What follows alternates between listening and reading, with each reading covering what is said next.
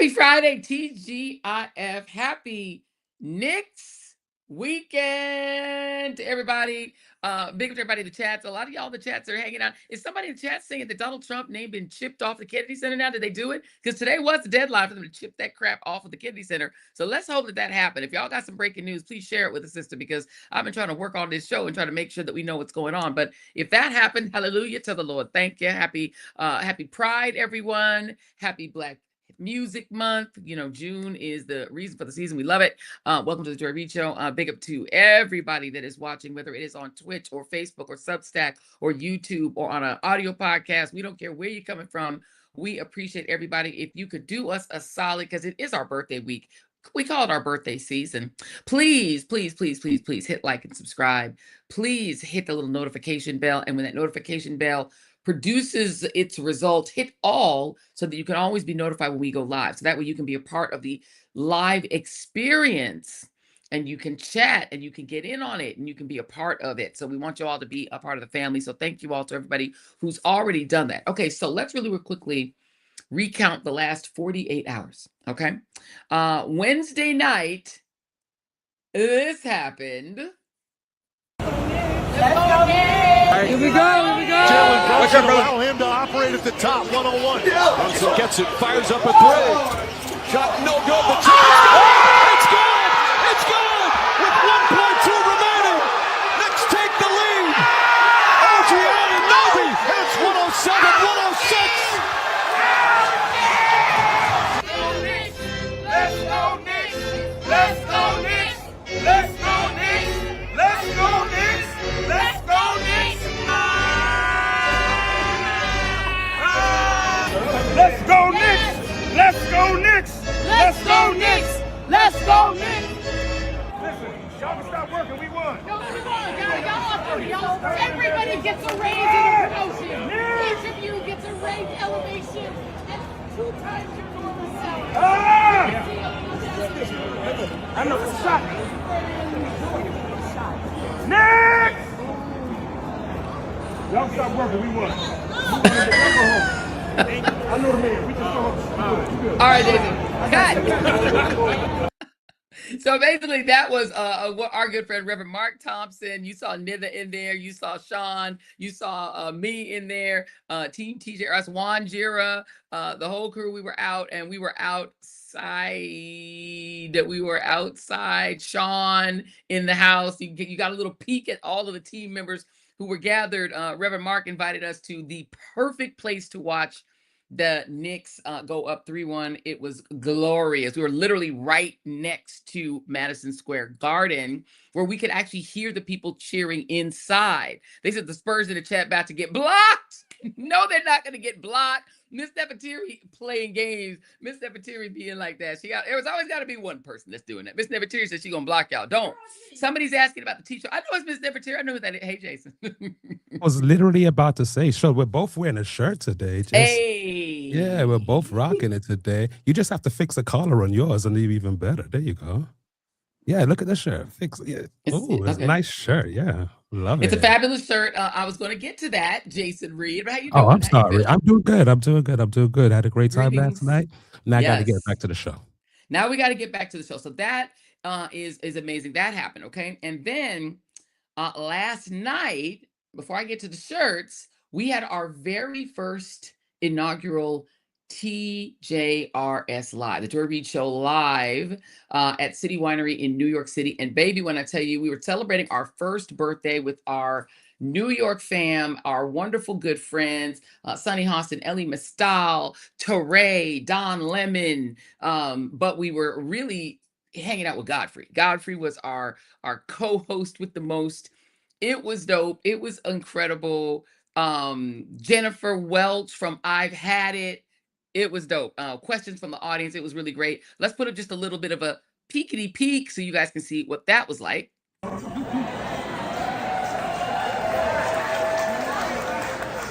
have been doing television since we were 22, which is 30 plus years ago.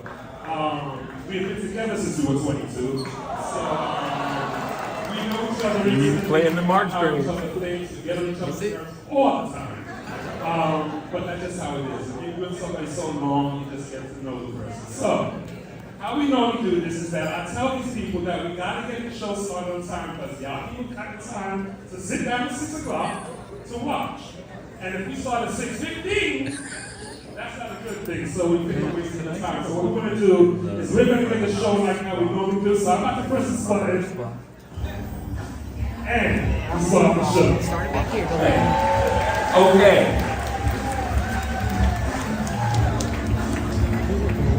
Yeah. Okay. Okay. It's the B to the A, the S, the I, T side. Wait up. I'm gonna talk that. Listen. Tell me what they need for. I'll be 8, 6, and 4. Yeah, I'm about to win. Shake them up, let them go. Side action, little Joe. Down action, deck them all. That's the way I'm living. Nothing venture, nothing ain't like it's like a roll of the dice. You hold a white couple, praying that bubble stream. What are those remembrance for? One for every finger on cocaine. Gambling with that tenant. Inner city living, say no tenderness. In my city, you only God who knows who is strongest and who speaks. Ready at the loss in the words hustle. I work it out, you weren't gonna carry anything across. You don't deserve muscle, you earn muscle. You don't deserve muscle, you earn muscle. Listen, and so yes, the people who were at City Winery in New York City got to see the face and the voice behind the food chain, behind our open. So we actually had my baby brother, Oren Lomena, who is the hip hop impresario behind the opening music that you all know and love. And he literally performed that song and more of his music for a live audience, baby. And you saw Jason Reid, the conductor, was being the conductor live. Jason was on screen and he couldn't go back. He literally was on stage being the MC with the mostest. It was amazing. It was fantastic. So I want to thank everybody that showed up. We sold out the place in 10 days flat. And everybody's talking about come to North Carolina, come to Houston, we coming to you, baby. We are going to take this show on the road. That was just our very first one and it was lit. We loved it. We had a great time. So big up to everybody who was there and everybody who participated. Those of who are our super premium guests who got to take a photo with me, got the free book. Listen, it was lit. So that's how the last 48 hours has been. And we are just going to keep celebrating our birthday by giving you all, our faithful friends, a very big discount. If you want to get this shirt, which is our Fly Juneteenth shirt. We have 4 versions of the Juneteenth shirt. This is our personal favorite, but there are 4 different versions of this shirt, honey. They are on the shop.thejoyreidshow.com website at the shop. If you go on the shop, you can get this shirt and you get 15% off by just putting in the code birthday. You put the code birthday in, we give you the discount, 15% off anything in the shop. Put everything in your bag and get 15% off. Just hit birthday because we want to celebrate with you guys. And listen, when I tell you this shirt is so cute, so we've been loving the shirt. You cannot buy the shirt that we had on, but you can buy this in a version of that shirt as well. So we had a really great time. We had such a fabulous time. So happy birthday to us. We're excited. 15% off. Go ahead and get this shop. Go ahead and get this shirt so we can all walk around and be Juneteenth-y together. This is our Juneteenth shirt. It's like the little Juneteenth vibe. We also have it in the traditional Juneteenth color. So yes, code birthday if you want to get the shirt. Okay, so coming up this Sunday to finish our housekeeping, it is No King's Day 4, and I will be hanging out with some legends, y'all. I'm going to be with Jane Fonda, Bette Midler, Sasha Allen, Rufus Wainwright, Patti Smith, and more celebs, and me for some reason. They added me to that. At Rise Up Sing Out, it is on Sunday night at 7:30 p.m. at Town Hall. And it's going to be great. It's celebrating No Kings, and it is literally taking the wood to the regime. And we're going to be on stage, y'all. We're going to have a great time. I'm going to be speaking for a very short speech. If you guys are in the city, we hope you will come out and be supportive. But listen, I'm going to meet Bette Midler. So that's all I'm there to do. I'm there to meet Jane. I met Jane Fonda and I was like, I can retire. And now I get to meet Bette Midler too. Listen, my mama would be like, what? She would be so proud. So that's what's going to happen. People are saying you're going to be in Orange County protesting. Brittany Stewart says she's going to be. Go on, Brittany, do that. Those of you who are going to be protesting all around the world, I hope you show up at something No King's work. And if you do, please tag a sister. Tag me and tag at Joy Reid Show on Instagram because I want to see your protest too. And if you wear the Juneteenth shirt, please, please. We also have some No Kings shirts and some No Kings hats. And if y'all wear gear, Please, this will not be streamed. I will tell you that Rosie Stansel, I don't believe it's going to be streamed. No, you got to be there, but I believe they're going to post a bunch of it online. So we'll make sure that we get you that information. And if I'm there, I'll stream it. Shoot, you can go on my Instagram and probably watch it. So that's what we're going to do. All right. So that is housekeeping on today. And that is just New York City. Now, today also marks the official start of the 2026 FIFA World Cup, with Canada facing Bosnia-Herzegovina earlier today and the U.S. facing Paraguay tonight. And the news really hasn't been, though, about the players or the upcoming matches in Mexico, Canada, and also here in the U.S., or even about the rampant corruption at FIFA, which is super corrupt.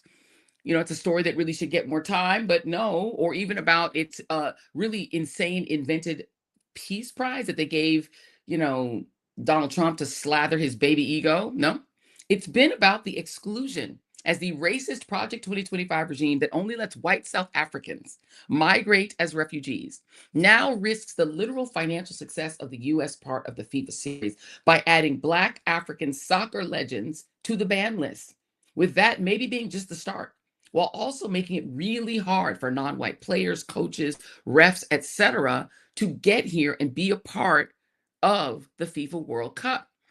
Now, there's a guy, his name is Ian Edward Wright. He is a legendary footballer. He's a British media personality, and he's a former professional footballer who is widely regarded as one of the greatest forwards in the history of the Premier League, and one of Arsenal, Jason and I, our team Arsenal, one of their greatest players ever. He lit up the regime for the racial exclusion of Somali refugee Omar Abdul Kadir Artan, who was denied entry. He is an award-winning, probably the best referee Somalia has ever produced. He's been denied entry to the U.S. despite being selected for the FIFA tournament. And FIFA later confirmed that he would not indeed train or officiate at the World Cup after the regime tried to ban the entire Iranian team as well. Here's what he said. I just read that the Somalian referee has been denied entry. Every few hours,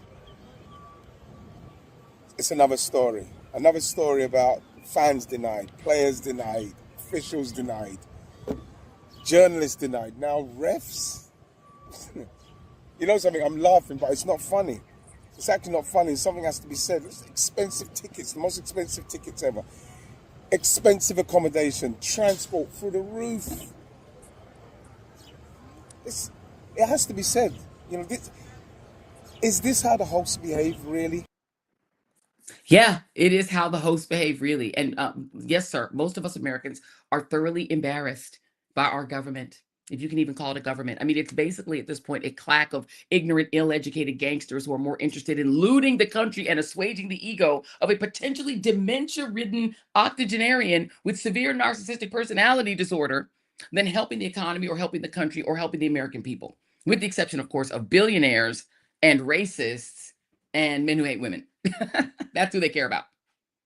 Let me go ahead and show y'all my Ghana FIFA World Cup fit. Just show y'all that, just to know who on the continent we rooting for. Nigeria already got knocked out, as Godfrey sadly pointed out last night. But we gonna go say go Ghana because we want somebody from the continent to get all the way to the finals. But meanwhile, here in the U.S., there is also a UFC fight that is going to be staged at the destroyed White House, which, surprise, surprise, is yet another source of corruption. Let me read this to you all from the New York Times. Quote, a federal judge on Friday declined to block the White House from holding cage fights on the South Lawn on Donald Trump's birthday, just days before the Sunday event was to take place. Responding to a last-ditch emergency motion, Judge Ami P. Mehta, who is an Obama appointee, wrote in a 15-page opinion that it was not clear that the two individuals who sued over the Ultimate Fighting Championship matches would be sufficiently harmed by the one-off event to give them legal standing to challenge it. The two claimants had argued that the use of the White House and the Lincoln Memorial as a backdrop for fights could provide an inappropriate financial benefit for the private company that arranged it. But Judge Mehta wrote that they failed to detail how their interests outweighed those of everyone involved in bringing the project to fruition. And that includes like the hundreds of people who worked on it, etc. I want y'all to listen to Brendan Ballou. He's a former special counsel at the Department of Justice back when it was that and not the Department of Injustice. he was sitting in the antitrust division as he lays out just how bad the corruption is with this UFC fight. And he did that in a conversation this week with my friend Nicole Wallace. So the basic issue here is this is not a lawsuit about a fight. It is a lawsuit about corruption. Right now, what's happening is the UFC and its parent company TKO are selling what are called sponsorship packages for $1 million to $1.5 million per person. Plus, they're giving exclusive licensing for showing the title card to Paramount, which is closely allied to the president, and showing ads at the White House lawn and potentially even at the Lincoln Memorial. So we're already seeing ads, for instance, for Monster Energy drink. We're expecting ads for Crypto.com and others. All of this is a way for the UFC and for Donald Trump, who's invested in that company, to make a private profit from public property. That is the fundamental problem here. And by the way, again, no president has ever so personally and corruptly benefited from being in the White House. And more Vegas for the shirt. Thank you all very much. If y'all missed the top of the show, you can get 15% off this because we're going to make sure that you guys can get the shirt. But the bottom line is these companies are personally profiting Donald Trump. No president can do that. You can do that if you're not president. If Donald Trump was still a civilian, go ahead and invest in crypto and invest in UFC and do whatever you want. You actually could do that, and there's nothing we could say. If you want to get rich off of that, you could do that if you're a civilian, but not as a president. The presidency is not supposed to be a source of personal income for the president, but this time it is. And his buddies at crypto and all these guys are literally going to personally benefit. There's also a $1 million ticket. You can get a $1 million golden ticket to this thing. So he's going to personally profit, potentially getting millions of dollars in his pocket from what's supposed to be a public event celebrating the country, but it's really an event he threw for his own birthday. Okay. Now, if that's not bad enough, we also have to deal with the uncomfortable fact that the Make-A-Wish kid president, who is throwing himself that UFC fight party on the ruined White House lawn, which we don't know if he's going to take down that cage match screen. Who knows? As he turns 80 years old on No King's Day, which also happened to be Flag Day, which is going to come up later in the show. We also have to deal with the fact that he is not a well man, fans. He's not a well man, cognitively, I mean. There are literally nights when Donald Trump sits up all night posting on his Temu Twitter crazy AI memes, just posting meme after meme after meme, or ranting for hours all night long. And then he sleeps all day and cannot sleep through cabinet meetings because he's been up all night posting. Now, look, I was up all night this week because of the Knicks and because of our 1 year anniversary party, our live event. But I'm in media. I'm not the president of the United States. He's supposed to be alert and awake. What if there's an emergency? He's been literally awake all night posting insane.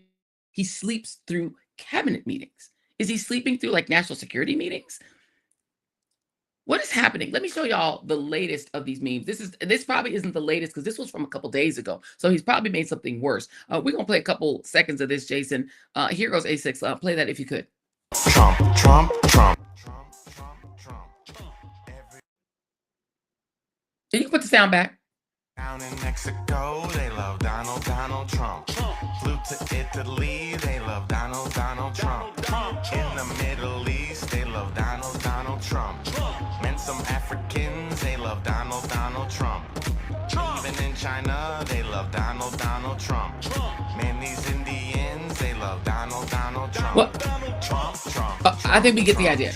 I think we get the idea. What in the fresh hell is that? You see the Africans he put in there? Some African bushmen, and talking about and putting grills in the mouth of an Asian. So it's racist, it's tacky, it's crazy. And if any other president posted anything like that, he's so obsessed. And now you see what he's obsessed with. What is he obsessed with?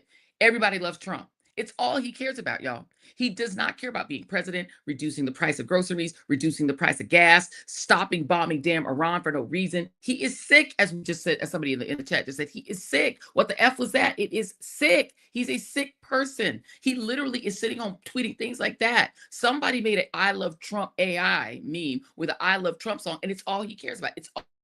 Yes, Ron, he wants love. It's all he cares about. Slopaganda. Somebody in the chat just called it slopaganda.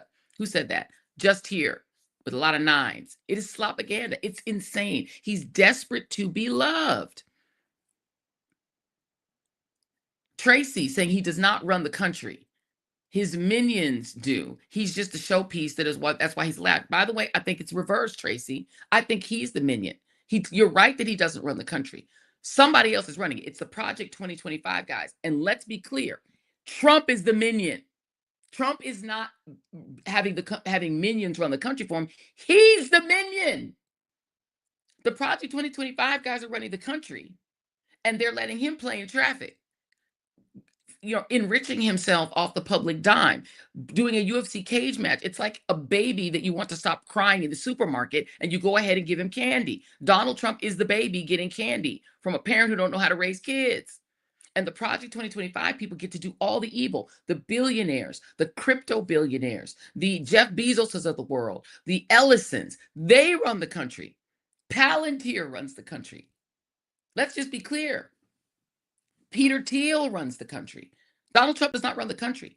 At this point, Stephen Miller is helping to run the country. The worst people in America, the worst immigrants, all these these white South African billionaires who came over here, in some cases, maybe not clearly legally, Elon, they run the country. While Donald Trump is allowed to play like a child with our money and play in our faces and do insanity like this. If he was running the country, he wouldn't have time to tweet things like that. But he's posting things like that because he doesn't run the country and because they know he's senile too, and that what he wants is what's in that video. Everybody loves Trump. Ooh, look, the UFC fighters are going to fight because they're going to play for Trump. They're going to perform for Trump. Ooh, yay, it's me. He went to the Knicks game and disrupted the fans' enjoyment because he wants everybody to love Trump. Instead, they booed him. Meanwhile, if you ask him a question about his actual job, Jakes, if you could play A7, this is what he says. People come into our country. Are you going to go to any games? I will. I will. Are you concerned, Mr. President, about the latest inflation number which came out this morning? Could that be a No, I love it. The numbers were great. You know what I really love? I love the inflation. You know why? Because as soon as this war is over, I can say it now. Something you didn't know. We've been taking out millions of barrels of oil. Nobody knows it. You know who doesn't know about it? Iran, until right now. We took out the other night 22 ships, late at night with no lights, because they don't have any radar, because we blasted the crap out of it. We took out, that's why oil's $85 a barrel. I mean, you take a look. Remember when I did this, I said, look, the one bad thing will be, we hit the best economy we've ever hit. And I said to my people, I had Scott, I had Howard, I had Pete, I had all of them. I had Todd in the room. I said, the one thing we have to do now, we had just hit the highest stock market in history, highest 401ks in history. Everything was going well. Okay. And I said, I love the inflation. He said, I love the inflation. That should be in every Democratic ad from now to November 5th, whatever. Joining us now is our good friend, Dr. John Gardner, psychologist, psychotherapist, author, activist, and former part-time assistant professor at Johns Hopkins University Medical School, and probably the only person at this point to talk to about this psycho, Dr. Gardner. The everybody loves Trump AI meme thing. Please explain. I am actually so glad you showed that. I was actually going to send an email to your producer and ask them to show it, but I got too busy today. I'm serious, because we're on the same wavelength here, because this is showing a window into his mind. Okay, I think people really need to understand that this is a kind of window into someone's mind we didn't used to have before, right? But he's posted 800 times in the last month. So he's manically posting, clearly probably sundowning, and as you say, then therefore falling asleep during the day. But all of these images have something in common, which is they're all about his psychotic delusions of grandeur. Okay, like that was a perfect example. Everybody loves Trump. Here he is in Alaska, here he is in Africa, and if you went on, he's on Mount Rushmore, and then he's in the Northern Lights. You missed the best part of the last 30 seconds. It's couldn't take it anymore. I understand. And people, of course, were offended when he posted a picture of himself as Jesus, but he thinks he's higher than Jesus. After he took down the Jesus post, he posted another picture of himself as Jesus with a crown of thorns on a cross. And he said, I've suffered more than Jesus. Okay, so in other words, nothing in this universe can be above him. He has to win the Nobel Prize. He has to be on Mount Rushmore. He's actually said that after he's president, he is going to consider running for president of Venezuela. He says he would win there, that he would become prime minister of Israel, and he said he'd become the grand mullah of Iran. I mean, think about how nuts that is. We just let it roll off our back. These are insane delusions of grandeur. And Joy, they're dangerous because they're not just delusions of grandeur. They're delusions of grandeur in someone who has malignant narcissism. Oh yeah, here it's more of him on the moon. Yeah, there we go. Has malignant narcissism. And so he especially identifies, there he is in the Northern Lights. My God. Yeah, it just goes on and on, right? So he has to be higher than God. And the people that and there he is on Mount Rushmore. And the things that he's said that the people he is comparing himself to now are Caesar, Napoleon, and Alexander the Great. Now, what do those three men have in common? They all started world wars of conquest. Okay, this is where we're going. I really want to warn people. I believe that Donald Trump will launch a first nuclear strike. I really do, because his omnipotent destructiveness feeds his ego. And the more threatened he is, the more he needs to lash back. And the one thing that nobody can control is his control of the military, right? The commander in chief can order a strike. He can order a nuclear strike, and he wants to do it. He wants to feel powerful through destruction. He wants to be the world bully. So, this arc de Trump, aside from the fact that he's destroying Washington, right? He tore up the East Wing. He wants to have his ballroom, got rid of the Rose Garden, right? Now it's the reflecting pool pond, whatever. He can't remember what it is. And now the Arc de Trump. But the Arc de Trump is a reference to the Arc de Trump, the real triumphal arc that Hitler wanted to build, and also the one that Napoleon built. Okay, because he thinks himself as the new Napoleon, and Napoleon was comparing himself to Emperor Titus, or Cyrus, I think, who destroyed Jerusalem. So, in other words, all of this is about military grandiosity. And if you look at a lot of the memes that he posts of himself, almost more than half of them are aggressive memes, right? He's a UFC fighter. He's a cowboy. He's a Mandalorian. He's a warrior. He's a G.I. Joe. He's a Rambo. In other words, this fetishization of sort of toxic masculine military power, right? And it's a cult. Pete Hegseth is in that cult, right? And, the other thing, you talk about who's running things, okay?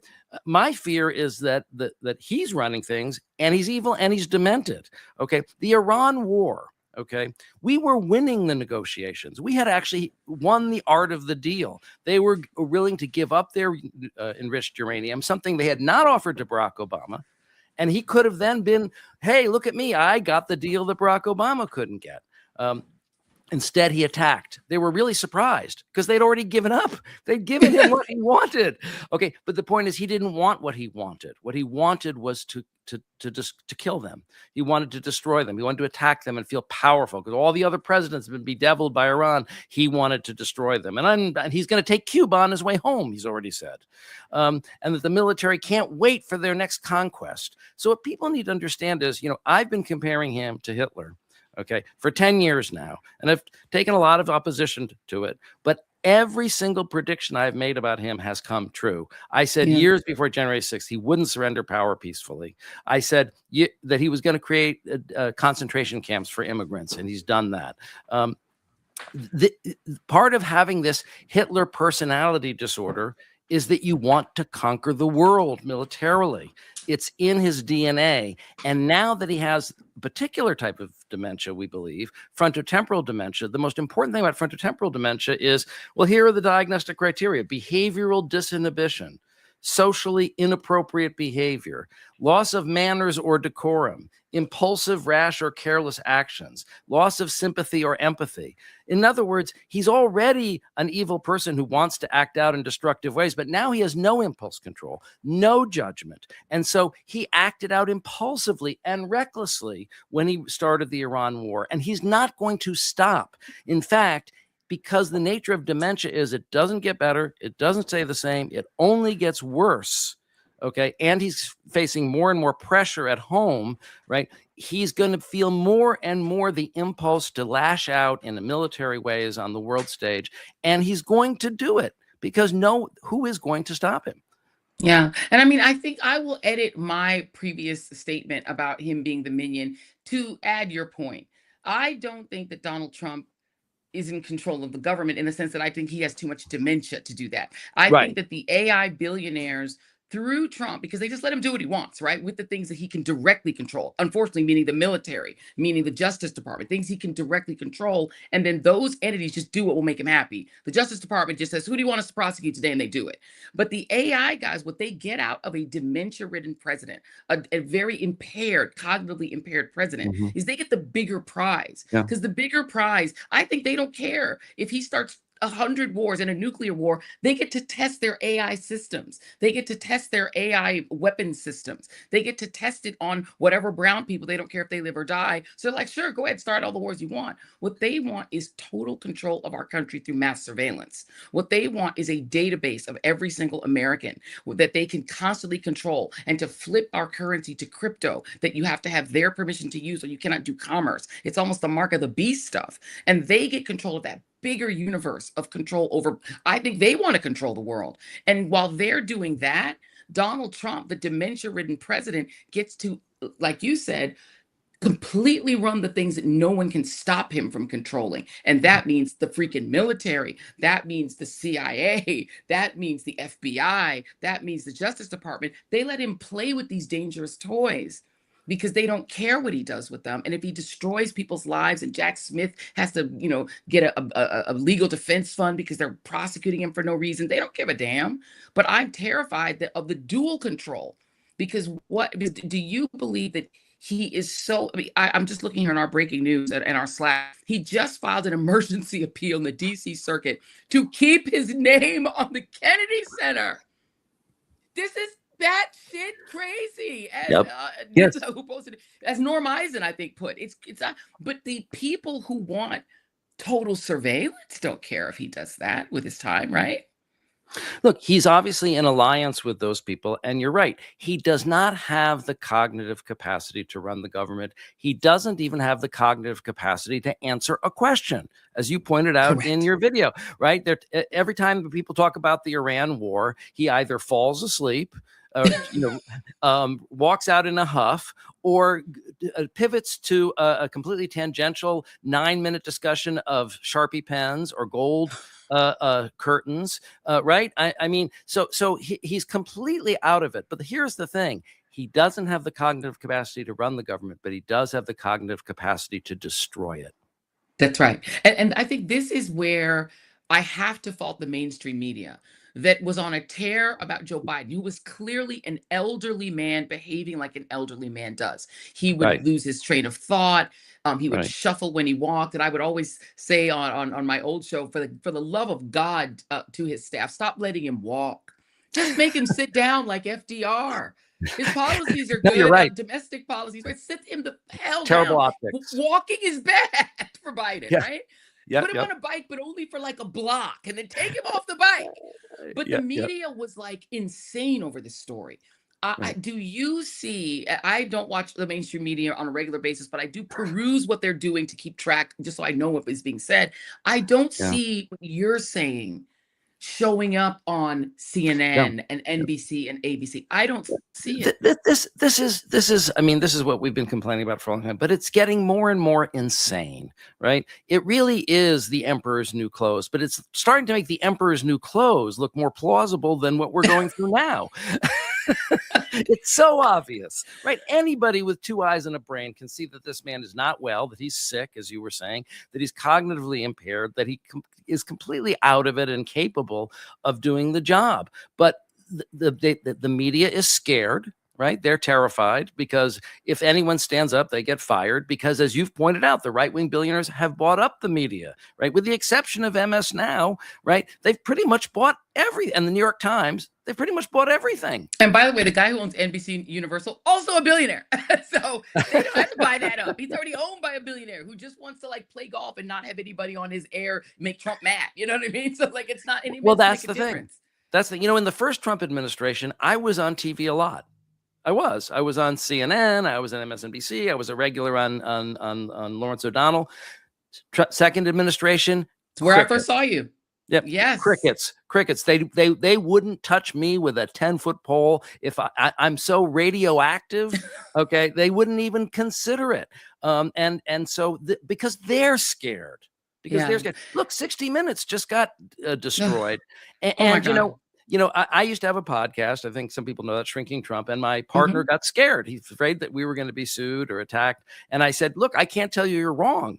I said, after they're done getting all the people in the mainstream media, they're going to get down to the content creators. Well, lo and behold, now there's an enemy page, right, with David Pakman, right, and Brian Tyler Cohen and some other people, Mr. Krasenstein. So, in other words, they're coming for everybody. So, of course, they're afraid to speak the truth. But this is like living in Russia.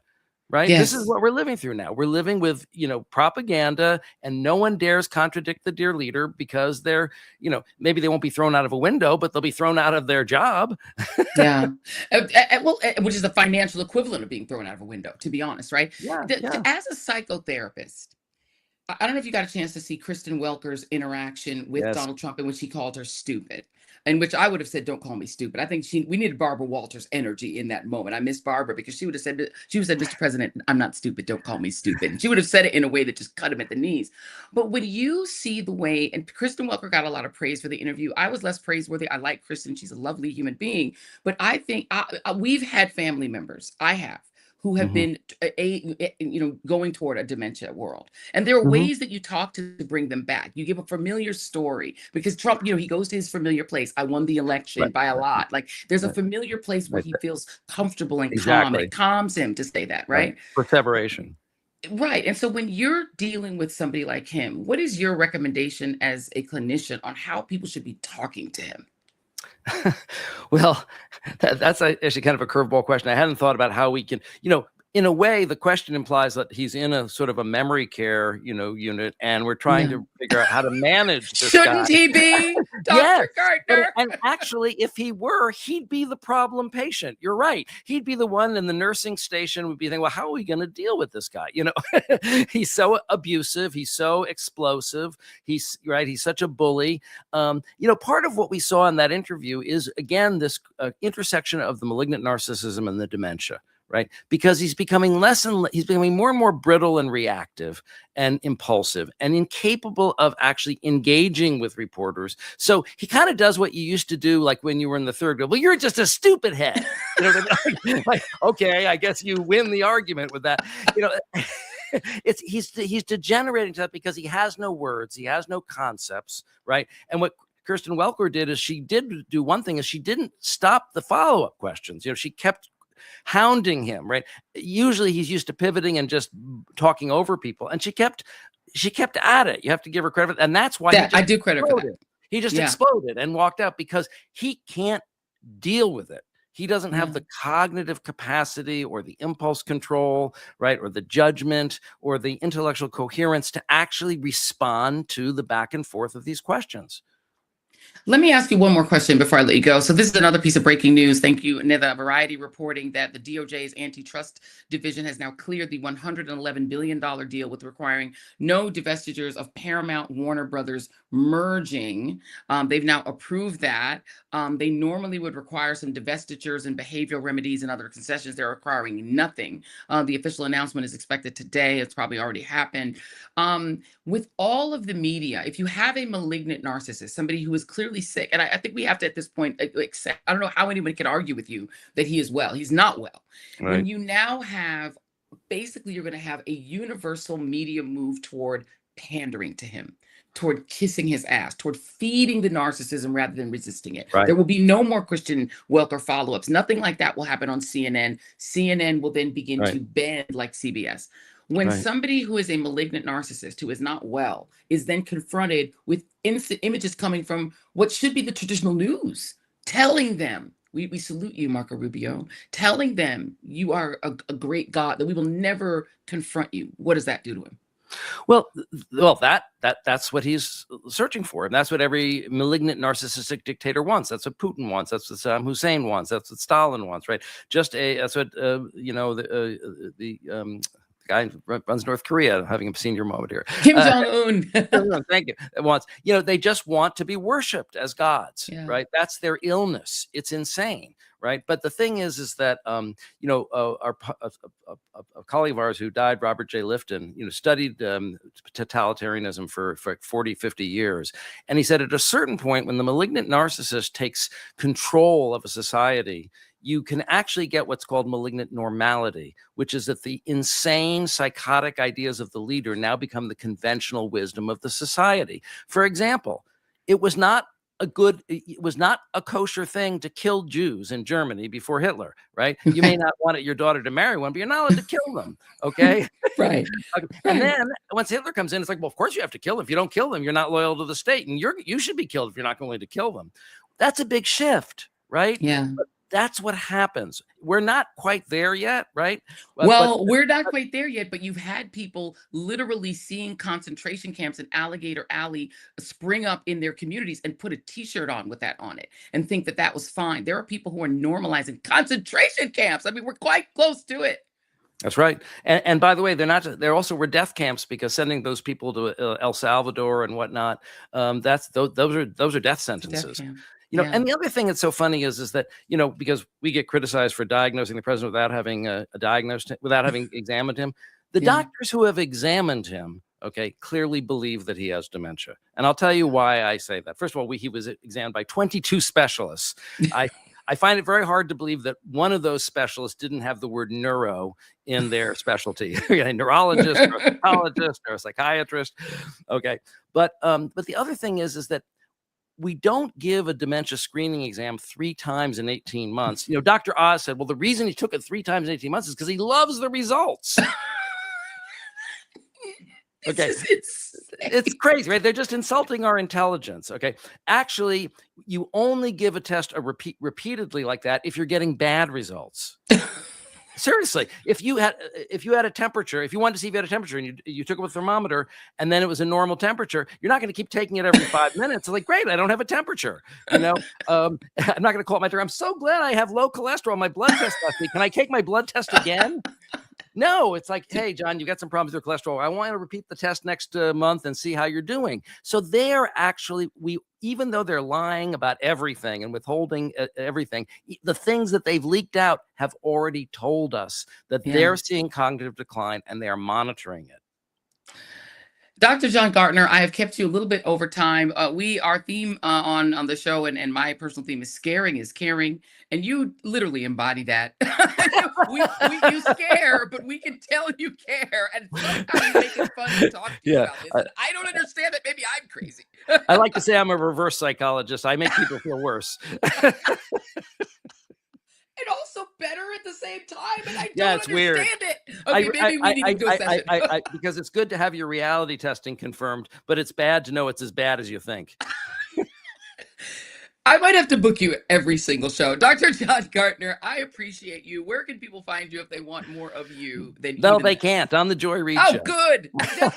Exclusively going to be my good friend. I appreciate you so much, Dr. John Gartner. Thank you, thank you, thank you. Have a great No Kings weekend and happy Flag Day. Thank you. You too. Bye-bye. Thank you very much. I'm scaring is scary, but I'm scared, but I somehow feel better. Let us note before we get to our next guest that this podcast, in which we have scared and cared, is brought to you by our friends at Planned Parenthood Federation of America. Speaking of scaring is caring, everyone deserves to access high-quality, affordable health care, no matter what. That is why millions of people rely on Planned Parenthood health centers for services like cancer screenings, wellness exams, birth control, STI tests, and more. In fact, 1 in 3 women in the U.S. have been to Planned Parenthood for care, including myself. So it really kind of blows my mind that lawmakers are trying to permanently shut them down. They already passed a law that blocks patients that use Medicaid from getting the affordable preventative care that they need. And now they want to make that law permanent. Nobody benefits when people are getting fewer exams, paying more for care, or just skipping the health care that they need altogether. And now we know that that is happening. Planned Parenthood health centers have reported that fewer patients are getting basic care like breast exams and STI tests since the Trump regime and their backers defunded Planned Parenthood. Patients should not suffer because of their loss. Our communities deserve better. To get involved and support this really important organization, text update, UPDAT, update to 22422. Text update to 22422. Please do it because we need you to support Planned Parenthood. They need our support. Okay.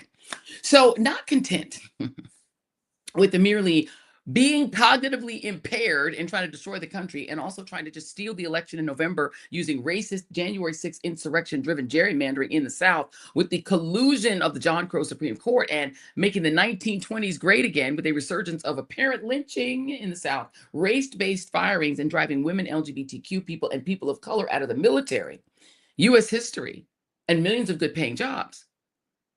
The regime run by a malignant narcissist who's probably sundowning is at it again when it comes to women's reproductive rights as well. Let me turn it over to my friend, comic co-creator of The Daily Show, podcast host, and reproductive rights advocate, Lizz Winstead. It's Liz, and this is a call to action that I need you to join me on. This week, the FDA's new interim head met with powerful anti-abortion leaders, you know, the whole Project 2025 crowd. And he promised them, A, he would be the most pro-life head of the FDA ever, and that he would concoct some kind of study to look into whether or not mifepristone, one of the drugs in medication abortion, was safe and effective and should be on the market or some shit. I really don't know what he promised them, but he promised them he would do a study, and God knows we shouldn't trust any study coming out of this scientific hellhole of an FDA and an HHS. So here's how we're going to fight back. AAF has started something called the Miffy Stories Project. Miffy is short for mifepristone, the pill I was just talking about. And we have an incredible website at miffystories.com. We have a very easy form that you can fill out and tell your abortion story. You can submit your story safely, privately. We don't want your data, we don't want your email, we don't want your IP address. We just want your story. Our stories are our truth. Our stories are the number one weapon we have to combat all the bullshit they're going to try to concoct. And if we can collect enough stories, then we are taking control of the narrative. We cannot let the anti-abortion people define who we are and our situations. So we only have each other. They cannot gaslight our experience. So let's put it down. Let's present it, and let's create something that is undeniable. That mifepristone and medication abortion has helped us live better lives, has helped us create the world we want, and has helped us be the power that we want to see in the world. And the aforementioned Lizz Winstead, my friend and compatriot and pal, joins me now. Hey, girl, hey. I mean, I feel like do your peeps need more bad news? But I love scaring is caring, maybe more than anything. Wear those shirts. Joy, where are the shirts? Oh, I'm going to get you a shirt. Girl, these are on the shop. It's at shop.thejoyreidshow.com. The shop.thejoyreidshow.com. And if you use the code BIRTHDAY, girl, you get 15% off. 15% off in the store. And yes, these shirts are fly and cute. And we have 4 different versions of the shirt. Get in on it, girl, because it's Juneteenth coming up. I'm on it. Yes. So, ma'am, in addition to the fabulous shirt, by the way, there are also these, which are really fly. These, I have to big up Miss Shawn because she made these in a highball version of this glass. Y'all just see this glass? Baby, I'm telling you, I'm drinking my security in this after the show. I'm trying to be sober because scary is caring and I don't also be tipsy. That would be terrible. I mean, look, sometimes you have to just medicate. Look, medicating is proliferating. I don't know. I'm trying to find a rhyme. It's not working. I had a conversation with a state party leader today going through all the madness that's happening. And at the end, she said, we may need to have this next conversation with edibles. And I overstood what she was. I overstood. I think understanding. That is when you understand to the next level. To the next I degree. love it. Oh, I'm overstanding. So my dear Liz, let's talk about this. I love this miffystories.com. We played the video, but I want you to, this is a question that when I was watching it earlier and cutting that to piece together for you, it was occurring to me. Do you think that women in this day and age, even though you are protecting people's privacy and making sure that their data is safe, are somewhat nervous to share their stories Do you sense that? 100%. And you know what, Joy? Here's the thing. As you know, I've been doing this advocacy really strongly now for like 11 years. Yeah. And I have always been, and I've never asked for anyone's story. I've always thought, you don't have to ask for someone's gallbladder story to make it okay, right? No one's like, okay, there was protesters outside my gallbladder holding up pictures of a giant gallbladder saying, oh, it's your gallbladder. Like, none of that is happening, right, in the world. No.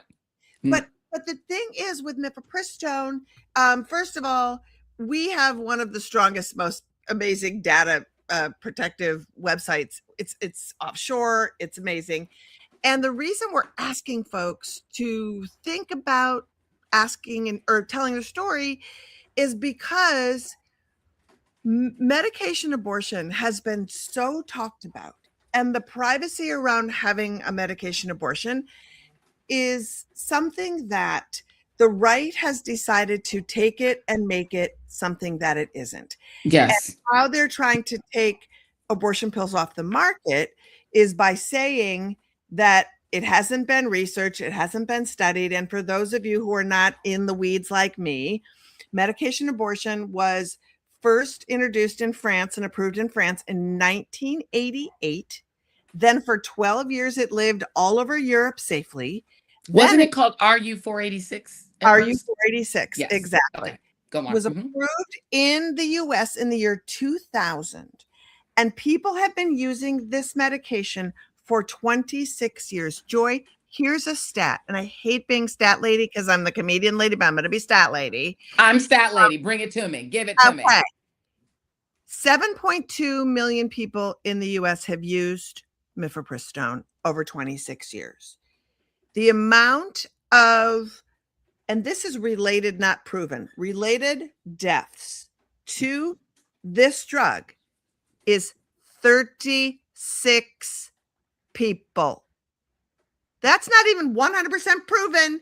That is a statistic of throughout the course of these 26 years. So I don't know how many of your listeners have been seeing how the crackpots are coming out in droves right now, but there's a massive push from the anti-abortion people. And Patty Murray actually challenged Lee Zeldin when he was testifying because she said, we have been talking to anti-abortion people who are claiming that there's abortions in our drinking water. And if we turn on our water, then we'll be drinking abortions. And Lee Zeldin was like, I don't know what you're talking about. And she's like, really? You don't know what they're talking about? Because they have emails that they've met with your staff. So then the anti-abortion people released a statement after Lee Zeldin said that, saying, did you forget that we went to your offices with gallons of wastewater to show you? And I was like, to show you what? There's waste in the wastewater?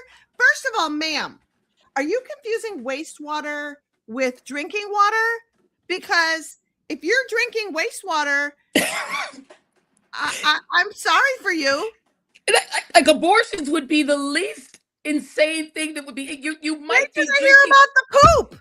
Wait, you're drinking shit. You're drinking poop. You're drinking periods. You're drinking, like, what is, get your head out of the toilet and get a clue. So this is, and when I tell you, this is not just crackpots, okay? I just need you to understand that the state of Wisconsin, there is Josh Hawley. There are people who are introducing and talking about this wastewater, this water, abortions in the water problem. It's not a nothing burger. It's a real burger. And so I tell you that because the person leading this charge is a woman named Kristen Hawken, who is a 49-year-old woman who is running something called Students for Life. It's like, honey, graduate already. Mm-hmm. Why are you still a student? You're 49. I feel like maybe you haven't learned much. Maybe the Students for Life actually means she's going to be a student for life. Maybe. She should maybe retain some of that information if she's a student for life. So this new acting head of the FDA, this guy, his name is Kyle DeMontis. He, in his first hours as acting head of the FDA, started calling the anti-abortion people and telling them, I will be the most pro-life acting head of the FDA, called personally the crackpot who I just told you about, Kristen Hawkins, who's pushing this, there's abortions in your tap water theory, and said to them, we are going to do a study for you, and we are going to reevaluate the safety and efficacy of medication abortion. And now I don't know what they're going to put in the study. It was kind of like I said in my video. I don't know if this is Trump saying, just put off the pro-life people because I don't want to talk about abortion until after the midterms. I don't know what it is. But what we really need to be clear on is other people are creating wild science, and those people have the ear of the FDA. Yeah. And what we don't want to have happen is the FDA to do some crackpot study and have it go through RFK's FDA. Oh God. Right? Look. And then, you know, and then all of a sudden we're looking down the barrel of basically a total abortion ban, because 63% of all the abortions that are happening now in America are with pills. So if they can roll back or take off the market through a fake study medication abortion, we will be sitting, and it's going to affect rural folks who live in rural areas, Black and brown folks. We know who this affects the most, right? The people who don't have access to getting care anywhere else. So cuts to, are people scared to tell their stories? Well, if we don't safely tell our stories, and we can tell them anonymously at miffystories.com, it's so cool because we created a form that allows you to tell your story anonymously. You can put the details that you want in, and then it comes out into this beautiful form. And we are collecting as many stories as we can so that no matter what kind of study they do, no matter what kind of rollback they have, two things can happen. You cannot gaslight our lived experiences. And if somebody's out there in these streets trying to access medication abortion, maybe taking it by themselves in their home, there will be a bank of stories and groups of people who can be a support so that they know they're not alone.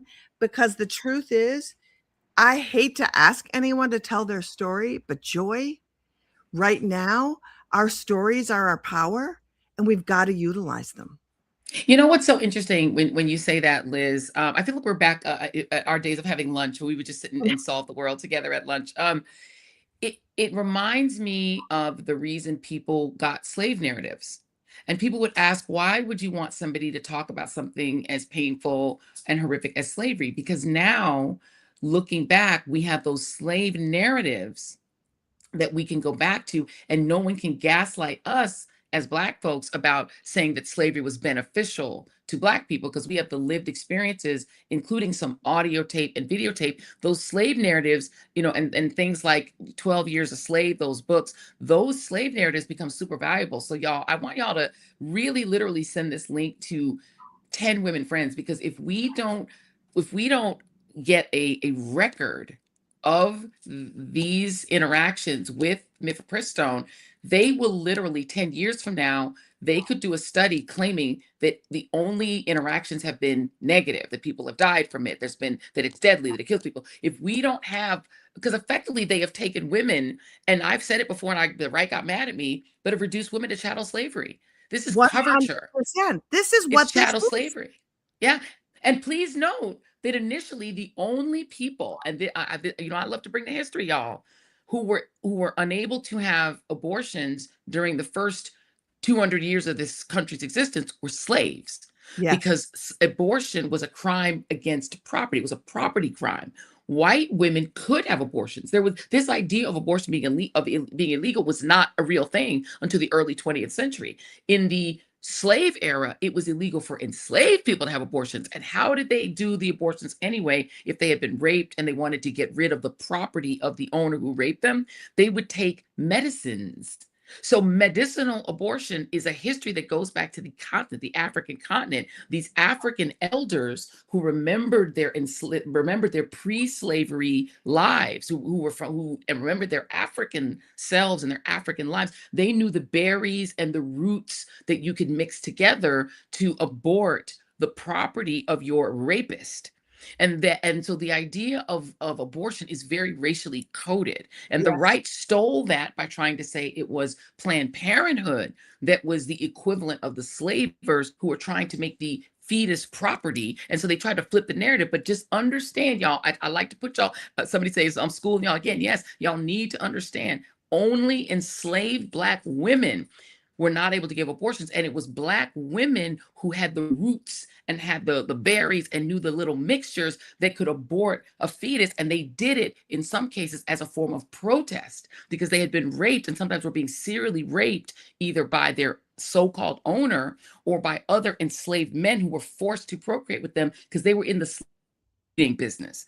The right thinks of women, all women, as breeders, as an incubator for their sperm. They don't think women are people. That's why they white women have a vote. That's right.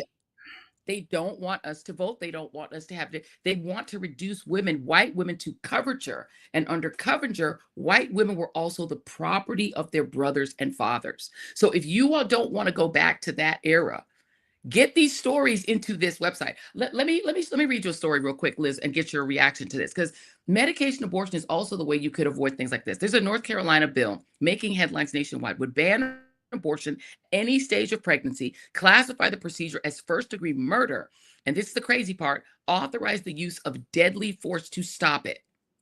Meaning any person who willfully seeks to destroy the life of another person by any means at any stage of life or succeeds in doing so shall be held accountable for attempted murder or first-degree murder, respectively, according to House Bill 1232. The bill goes on to say, quote, any person has the right to defend his or her own life or the life of another person, even by the use of deadly force if necessary. Advocates warn that the language implies that anyone could use lethal force against a woman seeking abortion or a physician involved in performing one. Liz, concerns also extend to families who use in vitro fertilization and women with IODs. They didn't add it in the story, Liz, but it could also apply to women who take mifepristone, meaning someone could legally kill them for using mifepristone. Your thoughts? Well, first of all, let's talk about killing a pregnant person to save the baby as a way to save a baby. That's insane. Insane. Insane. Second of all, what they classify as abortion is IUDs, Plan B, all of it. Also, last I checked, no one's ever been pregnant from a vibrator. So the inseminator just out there in these streets walking around, and in turn it goes back to what you said, right? And it goes back to Joy, and I'm sure you've talked about this on your show, but the Erica Kirkathon that happened over the weekend, the TPUSA Ladies Auxiliary of Oppression. Oh, I didn't get to that one. Please. Let me tell you what. So Erica Kirk held the ladies convention last weekend of Turning Point USA, or as I like to call it, Tradwife USA or Trad Point USA. And it was a weekend of blonde white women not in your traditional, like, the tradwifey weird gingham, how we see on Instagram. Like, it looked very slick, boobs ahoy, white suits, the blonde action, but advocating for reducing their emancipation, advocating for, I plan on marrying a good Christian husband. Why do I need my vote? In fact, they were interviewing people who were saying, if me losing my vote means that toxic liberal feminists can't vote, I'm willing to give up my vote. The speakers, and here's the deal, Joy, and it's something we need to talk about amongst ourselves a lot, because there was speaker after speaker I had never heard of. And I went to these Instagrams and they got 1 million followers and they got 1 million comments. And I feel like so much of why we lose is because we have no idea who we're fighting, right? Who America didn't know who Ben Shapiro was or Charlie Kirk was or Erica Kirk or any of that. And so we just say Fox News as a catch-all, right? Yeah. But these young, insidious monsters who are out there influencing young women and young men are household names to the right. And we're just like, who's Theo Vaughn? It's like, pay attention, because these people are literally calling you and I toxic, like it's like trying to take away every part of our emancipation as women, as Black women, as queer, all of it, right? And so that's why it goes back to, we cannot trust, traditional media. We cannot trust politicians. We have each other, right? And so, you having me on to talk about this is like so powerful to me, because the history of telling our stories and how that can harm people, and right, and how it can be good, but how it can also be harmful. So for you to trust me to ask your folks, hey, you can trust us. We're going to keep you safe. We're not taking your IP address. We're not taking your email. We're not taking your data. This is not some ploy to get your email so we can spam you and ask you for money. We're not even taking that. We simply want your stories so that we can read them into the record without any names attached to say, you're going to come up with some garbage study. We have thousands and thousands of stories of lived experience that tell something very different. Lizz Winstead, one of the best of the best of the best, one of the most trustworthy names. Listen, this lady co-created The Daily Show, y'all. Okay, talk about trustworthy. This was the most trustworthy news outlet effectively in the country for people under 30 for the entire time that Lizz was in charge of it. This is what happened. She spawned the thing. Young people were getting their news from the Daily News. So that's how trustworthy Lizz is. And just as a personal friend, somebody that I personally trust, somebody that we have sat together in her home. Like, I promise you, you can trust this lady. We were doing more than sitting. And listen, well, we were maybe drinking, but that's okay. We were sober at first. Damn it. That's right. We started out sober. We didn't show up a little bit. Okay, we didn't drink right away. We just got to it when we were ready. Right. That's my homegirl. If we could get Lizz to come back to New York City, listen, baby, they don't want that. They're not ready for that. They're not ready for us to hang out. So I'm going to have to come to you. I'm coming to Wisconsin, damn it. No, I'm in both. I didn't leave Brooklyn. I just have the time in Minnesota. Girl, you need to call us sister when you're in Brooklyn. Wait, you're back up here? I didn't even know you're back up. I'm in Harlem right now. Call me after the thing. Text me. Oh my God. Tomorrow. Okay, we are hanging out tomorrow. Oh my God. Okay. I'm going to Kenya tomorrow. Oh, you're going to Kenya tomorrow. Okay, when you come back from Kenya, bring me back stories and bring me back something. So bring me back something cute from Kenya.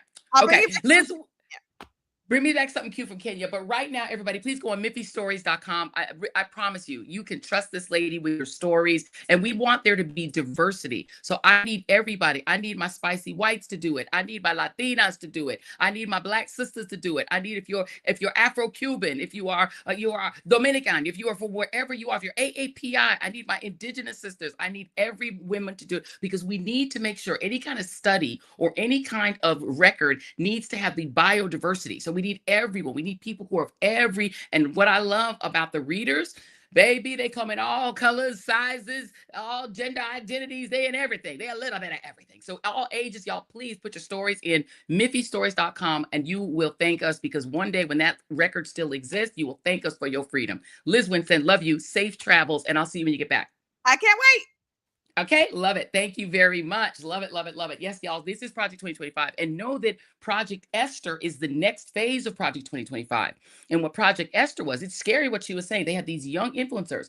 I want to also, lastly, before we jump out of this, let you know that there's a woman named Erin Monroe Hawley. She is a prominent anti-abortion lawyer and a senior counsel for the conservative advocacy group Alliance Defending Freedom. She is the lawyer bringing these cases against mifepristone. And guess who she is? Josh Hawley's wife. So they are outsourcing the stealing of our rights as women to women.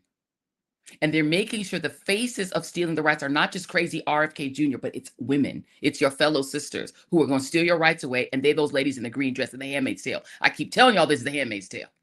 They're trying to reproduce The Handmaid's Tale. They see it as goals. Okay. Let's welcome you all a little bit late to hour 2 of the Joy Reid Show. Now, do be sure to hit that like and subscribe button. And if you have bought merch, if you bought this shirt, please be sure to tag us on social media. It's super cute. Tag Joy and Reid, and also tag Joy Reid Show on Instagram, and use the hashtag wearing joy and readers. And also make sure, please take advantage of our little birthday code, because it's our birthday and it's everybody. When it's our birthday, it's your birthday. So if you want to buy this, if you want to get these cute little glasses, we have a highball version of this. We have so many cute things, and that supports this independent media enterprise. We also are not trying to take your data. I'll let you know that. And we're not trying to do that except for sell you things you love and merch. And we love the fact that when I see people and they say, I'm a reader, it makes me feel so good, because I know that we're family and that we are in collusion for good. We're using our collusion for good. So if you use birthday as a code, you get 15% off anything in the store. And we're going to keep that rolling. I think, Sean, I don't be asking our permission. We're going to keep that rolling through Juneteenth, Sean. Don't say nothing to me. Sean, don't say nothing. All right, let's note that this wonderful show is brought to you by Quince. Now, look. Y'all know how summer, it makes you rethink, because you got to switch your wardrobe up. You got to switch your wardrobe up every season. But you know what? It's very difficult to do that and also save money. But you got to go to the lighter fabrics because it's hot. You got to get those really great materials, because you got to throw that thing in the washer, because if you're sweating, you got to throw it in the machine.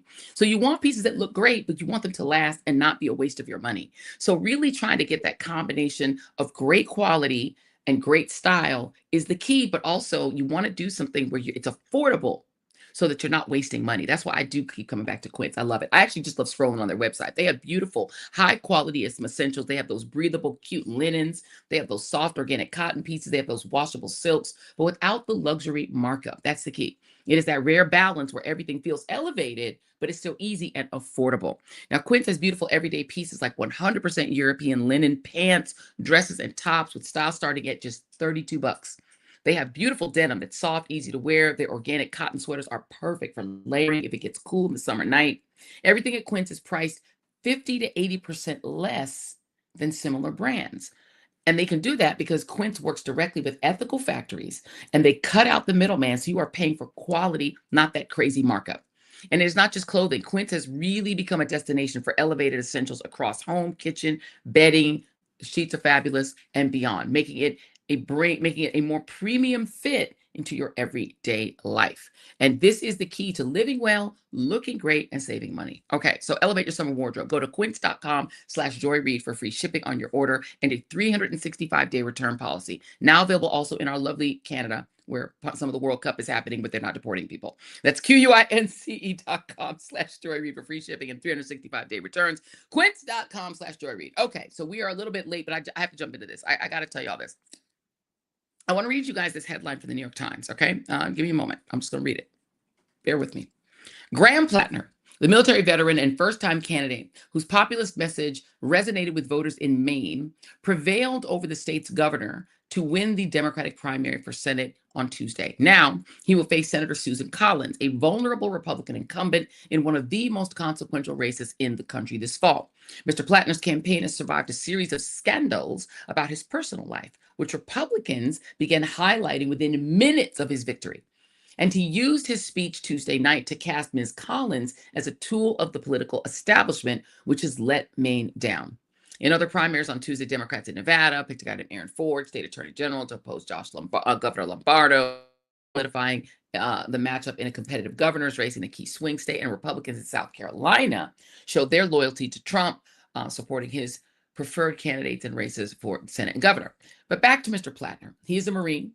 Marine veteran who owns a small oyster farm, and he has been hampered for most of his campaign by scandal, including old unearthed social media posts in which he made offensive comments about women and rape, and a tattoo resembling a Nazi symbol that has since been covered with new ink. The latest controversy came last week when 3 women who had dated him told the New York Times that he'd engage in unsettling behavior toward them, which I won't go into the details. So remember when I said that we needed to have some grown-up conversations with the Democratic Party and with our Democratic Party friends? This is one of them, okay? Graham Plattner is not a perfect candidate. He's problematic. Some of these stories about him are a little bit like off-putting, but he has been articulating a message of the working, regular person's fight against the establishment in a way that clearly was more compelling than the very elderly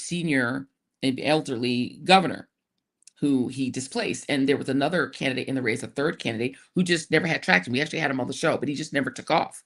Graham Plattner, who has been compelling people because he speaks like a normal person, people feel like they can relate to him. Even his stumbles and his failures, people can relate to because he is completely imperfect, okay? But while Democrats are wringing their hands over Graham Plattner, let me just give you a quick rundown of Republicans. The Republican coalition includes Ohio Congressman Max Miller, who threw scalding hot water on his wife, who happens to be the daughter of a literal senator. And then he sued this wife for defamation as part of their divorce proceeding, and then blew up his own case by giving the New York Post, owned by Rupert Murdoch, a recording of the phone conversation in which he admitted to throwing the scalding hot water on her, but claimed he didn't do it to actually hurt her. He didn't mean to hurt her with the scalding hot water. He's fighting allegations that he is an unfit parent for some reason that we can't understand of their 2-year-old son. Emily Moreno, his wife, is the son of Ohio Senator Bernie Moreno, the sort of blockchain billionaire who beat actually decent Ohio Senator Sherrod Brown, who was the working class man fighting for the working class in Ohio, but who got beat in a anybody but Democrat cycle. But he's running for Senate again for the other Senate seat. He's trying to get back in the Senate, and he's actually a really good, solid candidate in that race. Now, Republican Senate candidate in the state of Texas is the current Attorney General Greg Abbott, who got quit by his wife on Twitter for biblical reasons, meaning he cheated on her. And he also is a guy who scored a sweet 1 day in jail sentence for a friend who is a literal pedophile. Texas Congressman Tony Gonzalez resigned to avoid an ethics complaint after the aide who worked for him, who he was having an affair with, ended her own life. For every Eric Swalwell, who has some sort of creeper vibes, and apparently nobody vetted him for them, and so he had to drop out of the California governor's race. But for every guy like him, you've got Republican Congressman Chuck Edwards, the 2-term North Carolina lawmaker who's being investigated by the Ethics Committee in this moment for allegedly having an improper relationship with a subordinate and sexually harassing members of his own staff. One person aware of the allegations claims Edward allegedly gave a staff member a poem, a puzzle, and flowers. Not at all creepy. And then, of course, there's Donald Trump, who has been accused by at least 27 women of sexual misconduct spanning from the 1970s through the 2010s. We're talking like the Bill Cosby allegation era, but more. And those allegations include claims of forcible kissing, unwanted touching, groping, and rape. That's the guy who also bragged that if you're a star, you can grab women by the P-U-S-S-Y. And Trump has denied any of the allegations, but he actually lost every single appeal that he has filed in the case in which E. Jean Carroll won a civil suit against him by claiming that he grabbed her by the P-U-S-S-Y in a public department store. And Donald Trump, during the depositions for that, said to her attorney that E. Jean Carroll claims that she said it was sexy to be raped by him. And when the attorney kind of flabbergasted said, "Are you trying to say that E. Jean Carroll enjoyed being raped by you?" He said, "Yeah, she said it was sexy to be raped." So he kind of admitted it. But then he said he didn't do it.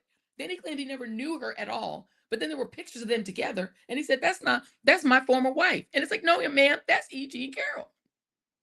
He mistook E. Jean Carroll for his second wife, but then claimed he'd never met her.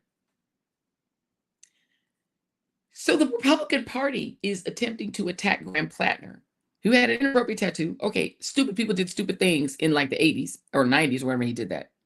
And he's had some girlfriends say that he was a bad boyfriend, a terrible boyfriend, maybe a horrible boyfriend. But let me show you that this is how bad it's gotten for the Democratic Party. The voice of reason for Democrats in these matters, who are saying to Democrats, if you're going to literally stay home or let Susan Collins come back in office and look the other way at alleged sex pest Donald Trump being impeached twice, look the other way at his corruption, at his grafting, his grifting, at all of his crazy cabinet members literally voting to confirm Pete Hegseth, who was credibly accused by a woman of sexual assaulting her and then paid her off to make the case go away. But then everybody's like, well, that means he didn't do it. No, that doesn't mean he didn't do it. It means he paid the lady. She was like, that's fine. Let's put him in. That lady is running against Graham Plattner. So it's like you don't have perfect choices here. But we have to have some grown-up conversations about making the imperfect choice. He has won the primary, and he is somehow catching fire with the kind of voters that y'all need to get off the damn couch. Let me take you to the ironic voice of reason in this matter. And that would be Hunter Biden, former crackhead, who really knows something about scandal involving sex, creepy sex stories, and also, again, crack. But he is far more measured in this instance and more reasonable than most of the Democratic leaders who are talking about this case. I'm sorry, Jason, go ahead and play Hunter Biden talking to Gavin Newsom on Gavin Newsom's podcast. He talks. I think that his relationship with his wife is his relationship with his wife. The entirety of that controversy is, it's all about, leaked consensual, stuff. I mean, stupid. Maybe you would have a problem, not you. I mean, anyone would have a problem, but like, I always say to people, like, show me your phone. Give me access to your iCloud. Let's go through it and pull everything that we can that is inappropriate, that is off color, that is that selfie that you took when you're drunk off your ass and you sent it to your blah blah blah. Like, show me your phone. And if that's the standard by which we are going to judge people, particularly people in elected office, then I don't think we're going to have many people in elected office. And so, as it relates to Graham Plattner, I focus on this, is that I have not heard anything in any way that would say to me that he is a abusive, misogynistic, or anti-Semitic or racist person. And I have heard this from Graham Plattner, though, that he thinks we should all have free healthcare. I have heard this from Graham Plattner also, that he thinks that we have to radically change our politics. I have heard this from Graham Plattner, that working people are getting fucking screwed. I'm sorry, and I did not call him a crackhead. I said former, thank you, former crack addict that he admits to, and he's been very honest about it. But at this point, and people who said that he sounds exactly like Joe Biden, it's wild. Genetics are crazy because he sounds exactly like Joe Biden and looks like a young Joe Biden. So it's like, wow, he's like a carbon cutout of his father. But he is so, you know what the crazy thing about it is?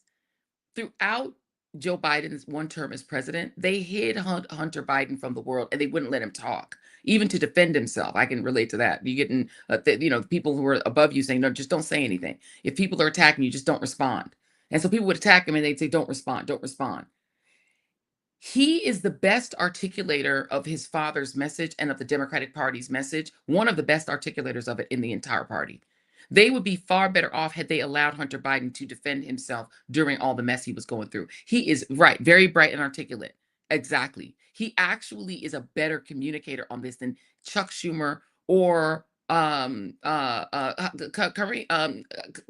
his name? Hakeem Jeffries. He's better at communicating their message than they are. Because at this point, he's like, not for the bullshit. He's like, show me your phone if you guys want to go after. Why don't Democrats in Maine make an ad out of that and say, show me your phone? Democrats. And I promise you, there are no Republicans who are going to want to show you that phone because they're the party defending people while they're saying that they need to ban abortion And there are out that they're defending people who may, during the Epstein era, have been consuming children, eating them, using them for insane rituals, eating,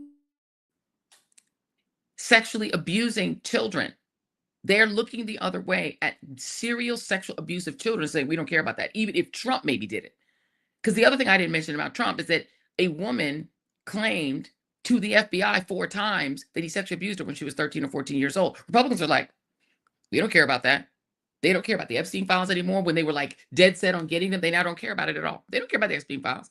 They don't care about those young girls who lived in trailer parks, who were being lured into Jeffrey Epstein's life by promising them they would be supermodels, and then all they were trafficked. They don't care. They literally don't care about that. And all the people who ran, who said that put us in office, put me in, Coach Kash Patel said, Pam Bondi, all these people, what's his name? What's his name? The guy, the other podcaster, saying, put me in, Coach, that went to work for Kash Patel. Just put me in, and we'll get the Epstein files out. They said there's no Epstein files. They don't exist. It went from it's on my desk to they don't exist. These people do not care about pedophiles, but they care about Grant Plattner. They don't care about Ken Paxton literally giving an actual pedophile 1 day in jail and cutting a deal so that he could walk free and maybe pedophile again. These people have no place to talk about Grant Plattner. Maybe Democrats can have their internal critiques, but let's not go there again. Y'all literally chased a man out of the United States Senate because of a weird photo. But you needed his vote, but you didn't seem to care about that. You seemed to think it was okay to chase him out of the Senate for a weird picture. And y'all are so concerned about Grant Plattner. If the people of Maine think that he will properly represent them and that he won't be a Fetterman, then I would say go with him. And if he becomes a senator and he then Al Franken, they literally chased Al Franken out like he had robbed Fort Knox or like he had done what Trump did. But he didn't. He took a picture with a lady who was in the picture, apparently knew she was in the picture, but it was a creepy, weird picture. And they were like, you got to go. You got to get out of here. And they needed his vote. And they were willing to give up that seat to a Republican over that. Whereas Republicans are like, pedophilia? Doesn't seem to be a problem to me. People may be eating children in crazy satanic rituals on Epstein Island. Let's make another Epstein Island and give it to Trump's son-in-law and his daughter. We'll just put it out there in Albania and then they'll deal with that. They don't care about pedophilia. They don't care about rape. They don't care about literally grabbing a woman by the P-U-S-S-Y, literally in a department store. In a public department store. That's what he did to E. Jean Carroll in the 90s. She sued him for it. As soon as she could get a civil trial over it, she won. She won the appeal. She won the other appeal. She's won all the appeals. He still ain't paid that lady her $86 million. And they don't care about that.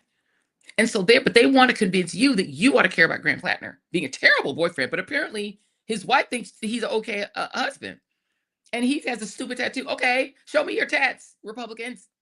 There's the woman Ashley Sinclair. She's telling crazy, creepy stories about these Republicans, including Stephen Miller, and literally the texts that they have sent her, the crazy, creepy texts.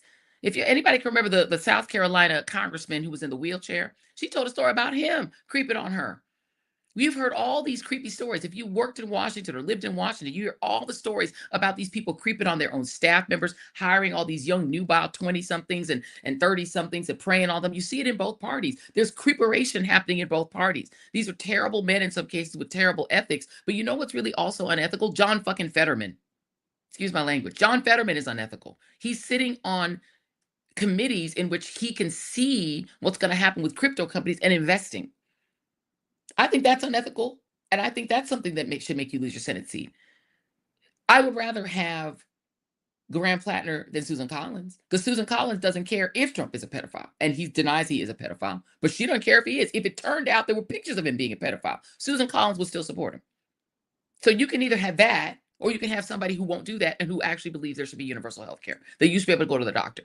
I think you should be concerned about, can you get the man in who will let you go to the doctor? And let you go ahead and get healthcare and get a dentist and get a doctor and go ahead and get your eyes checked out, get your body looked at. Because if you don't do that, you're going to end up with Susan Collins looking the other way at the ballroom, looking the other way at the Iran war that is a war for no reason. looking the other way as Donald Trump beats the crap out of the Constitution in order to turn America into the United States of Trump. Makes you pay for his ballroom, makes you pay for the Arc de Trump that looks a lot like, as Dr. John Gartner said, either Napoleon's arch or the one Hitler was trying to build in Germany, and tries to turn himself into Genghis Khan or whatever he thinks he's going to be the ruler of the world, like Napoleon did. And Susan Collins is fine with that. Trump promised me he'd do better. And then all of a sudden she's okay with it again. Promised me. Every single Trump nominee who comes before her, she says, I'm concerned. I'm concerned. And then all of a sudden when it comes time to vote, she votes for them. Do you want that in me? This dude has some shitty history. And that is just undeniable. Yes. Why does everyone forget that John Conyers was run out of the House by Pelosi around the same time as Franken? That is correct. P.J.E. Fuller. You are absolutely right over allegations of corruption. And do you guys remember what Conyers' allegations of corruption were? Does anybody remember the specifics of it? I do. Thank you for reminding me of that. John Conyers was alleged to have had his aides go take his laundry to the laundromat and to the dry cleaner. They alleged he was abusing his aides by having them go to the laundromat or the dry cleaner. And they ran him the hell out of Congress. In the Democratic Party, they will run you out of Congress for the least things. Recall that it was Joe Lieberman who first suggested that Bill Clinton should be impeached for having an affair with Monica Lewinsky, with his aide, which was a stupid thing to do if you're president. She was 24 years old. She wasn't 14. She was 24. And they were like, impeach him. And it was the first person to say the I word were Democrats, who were all like, oh my God, we can't live with that kind of we can't live with that thing. That's immorality. We can't live with that. That the hyper puritanical Democratic Party will throw their own people under the bus, but yet they can't support Mamdani. That's too much.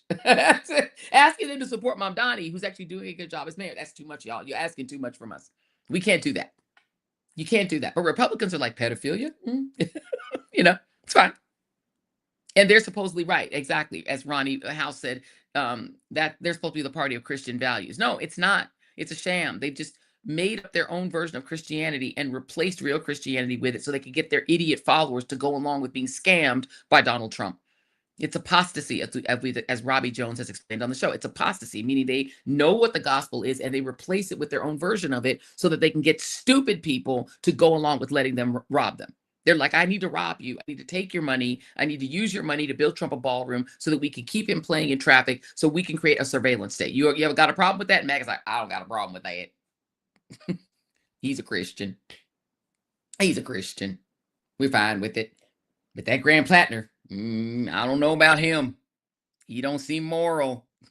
The Trump, is he moral? Oh, yeah. He's a good family man. But he's had 3 different wives and like 5 kids out of 3. Well, them wives probably was at fault. They will make any excuse. He's in the Epstein files like 1,200 times, right? Yeah, but so is who else is in there? It's fine. He's in the Epstein file. Maybe he just liked Jeffrey Epstein. Maybe he just liked to party with them. They don't mean he did anything. But a woman, when she was 14, she said that he sexually abused her. Yeah, women do tend to lie. But those same people want you to believe that you ought to be like, oh, Graham Plattner. No, okay. If that's what y'all do in Maine, if y'all put that lady in again and give her another term, if you put her in for another 6 years, that you get what you get and don't get upset. This is one of the great pickup opportunities in the Senate. Same with Ohio. It's a great pickup opportunity. At least put back in Sherrod Brown, who actually gives a shit about you. You got the cryptocurrency guy, whatever, his blockchain guy. He don't give a damn about y'all. He does not care about you, Ohio. And if your prices go through the roof, he doesn't care. He's there to follow Trump and obey him and get on his knees and obey. He does not care. And to give Trump a ballroom. At least Sherrod Brown won't do that. At least he'll try to give you health care, and you need it. Jason. Let me ask you a question. Are we sure that Susan Collins would even, I hate to be morbid, but make it through another term? Let me see how old Susan Collins is. It's another point. Why is she running again? Again, this is the thing that kills me with these people. They never go home and take care of their grandkids. You've been in Congress for what? 3 terms, 4 terms, 6 years apiece, 24 years, if anything. When did she get into Congress? She got into Congress. She's been in Congress. Let's see. When was she first elected? Let me go back. She's 73 years old. She's Maine's longest serving member of Congress. She assumed office in 1997. back when Okay. Fox News was born.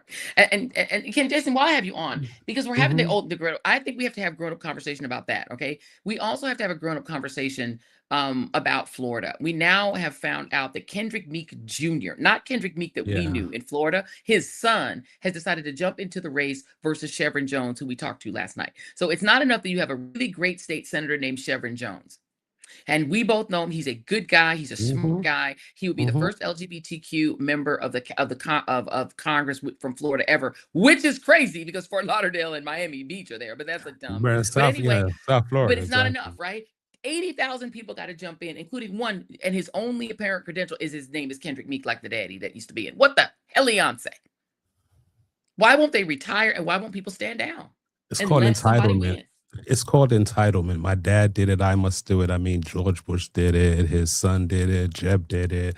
They all did. You know what I mean? But at the end of the day, we're talking about Plattner, and Susan Collins needs to just basically go sit down and enjoy the rest of her day. Go sit down. I mean, go sit down. And someplace. You're not effective. We've seen all your magic tricks. I've seen everything. I don't need to see anymore. Bye. We need some new energy inside the Senate. Anyway, and I would say the same thing to Debbie Wasserman Schultz. Debbie Wasserman Schultz, you come from 90s politics. You come from carpetbagging, and I can note the Miami Herald has reported it. I've done some personal reporting that confirmed it. This lady is so arrogant, Debbie Wasserman Schultz. She will not even talk with the Florida Legislative Black Caucus. She has refused to meet with them because essentially she has decided why should her staff has decided why should we put our congresswoman in the room with a bunch of black people yelling at her? Oh, is that a fact, Debbie? You need to get in a room with a lot of black people, let them yell at you because you're a carpetbagger. Yeah, it's entitlement. And you need to take your ass back to your district. Thank you, Jason. Take your ass back to your district. And I just found out, Jason, come back on for a second. I just found out today. Come back, Jason. I just found out today, Jason. Debbie Wasserman Schultz's district, I thought it was R+7, right? You know what it is? It's R+2, meaning she could easily win in her own district. This is what you call an APAC move. Move her over to the black district and just have them under manners, just control them. We let this other guy stay in your Senate seat. We can play both sides at the same time. We just need somebody to watch those blacks. They get it just a little bit too. Anyway, Joy, I'm out. Yeah. Thank you. And thank you, Jason. And they're also getting other blacks to watch other blacks. APAC is now blackwashing their strategy because in Maryland 05, again, with 500 people running, when Harry Dunn is right there, a hero, a literal hero is saying, I will take this burden. It's not like the best, it's not like the most easy job in the world if you actually do it. But they're like, no, all of us need to run. Running. And yet, Adrian Boafo, who's APAC's plant, is probably going to run through the middle because he's got all the big politicians endorsing him and APAC's giving him millions and millions of dollars. His ads are everywhere. So now they're blackwashing APAC. Y'all, it's a mess. Let me stop talking about politics. It just makes me upset. And I don't have my security yet. I don't have it yet. I still have 20 more minutes before I can have 24 minutes before I can have my security. And I need to drink tonight because this is crazy. Let me get my Zibati. It's wild. People are not, what I don't like about Democrats, and I'll close here. The Democrats are the most unstrategic party in history. Dan Bongino, thank you for that. Yes, y'all. Dan Bongino is the one who did a radio show almost all about the Epstein files and then pretended they didn't exist when he finally got the job in the FBI. Thank you for that. Yes. Dan Bongino. Gone real quiet on Epstein. But my problem, the Republicans have that problem. They have an Epstein problem. But the Democrats have a non-strategic, being non-strategic, and not thinking and being arrogant and being selfish. Too many Democrats rush for one seat instead of being realistic about their own political chances and about who would be the best person for the job. And not standing back and supporting that one good person in order to win the seat, but not just win, but to win the seat in a way that will actually change people's lives. Everyone's looking for a secure job. And Debbie Wasserman Schultz clearly believes that job security is more important than the people of South Florida. She's decided that the easiest way to keep a cushy job as a congresswoman and have staff and aides and claiming she's going to have a gavel. And I fault the Democratic leadership for not calling that woman and saying to her, Hakeem Jeffries needs to call. I'll just call names. Hakeem Jeffries should get on the phone, call Debbie Wasserman Schultz and say, you will not be appropriations chair if you win the seat. You will win the seat and get nothing. You will get nothing. I would like Hakeem Jeffries to pick up the phone, call Debbie Wasserman Schultz and say, if you steal this black seat, you will not get your appropriations chair.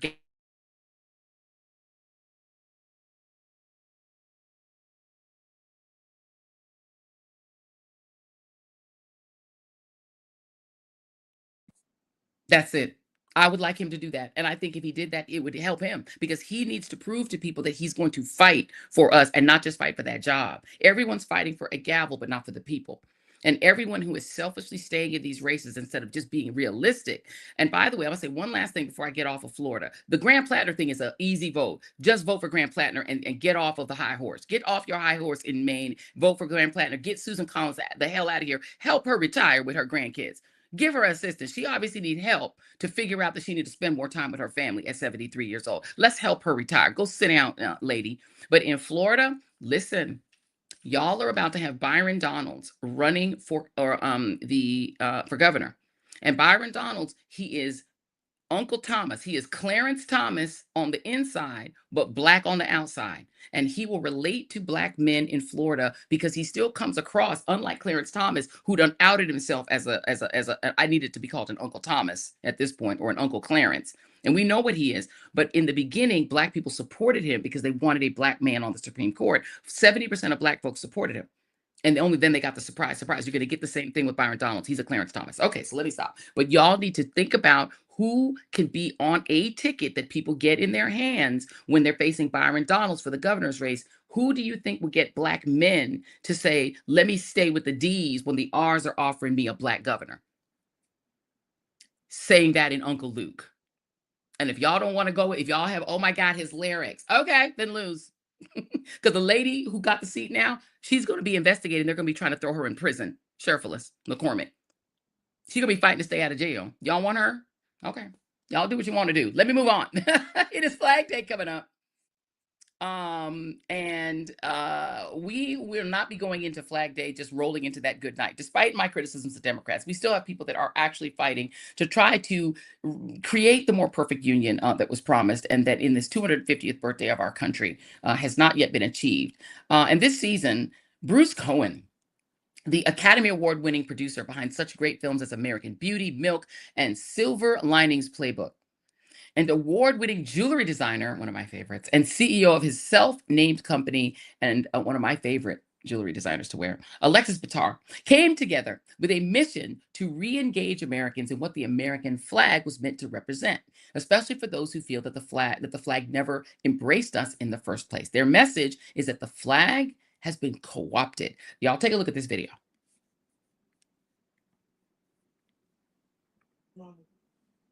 Did you have the video?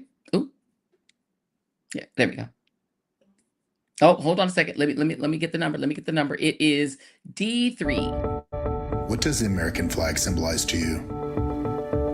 Depending on how the United States feels about you will depend on how you feel about the flag. I think of trauma. I am not welcome here. The values that we want this to stand for feel far from us right now. If I'm on Grindr and I see an American flag emoji in someone's bio, I think that is a Republican. How do I feel about the United States? She's messy. She's scary. She's beautiful. My father, my grandfather fought for our freedoms, our security. Seems to me that the flag is being used in a way that wants to take away that from me and girls like me. The erasure of a lot of queer progress happening right before our eyes. I feel like we're under attack right now. The flag represented unity. How are we united? This is the moment when we can ask ourselves, what are we gonna do? How do we want to be in the world? We can't change what we don't face. It's something that we need to own. The American flag is not their flag. We should be proud of the American flag. We're Americans. There's gonna have to be a lot more fight in us than there is right now. This is the future. What do we do with you? You know?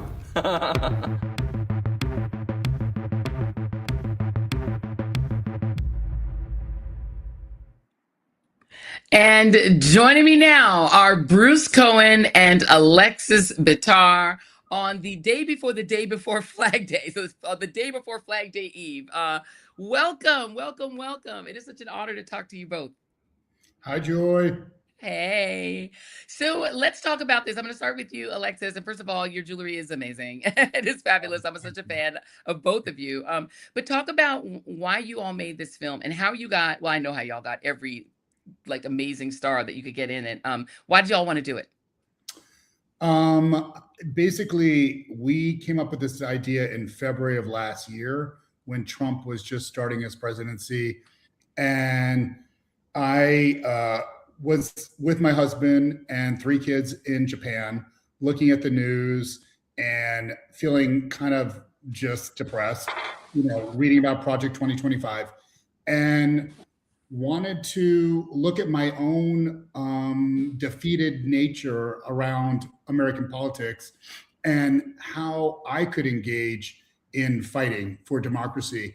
And I really focused on the American flag as a symbol. I reached out to Bruce, and Bruce, I'm going to let you talk about it from there.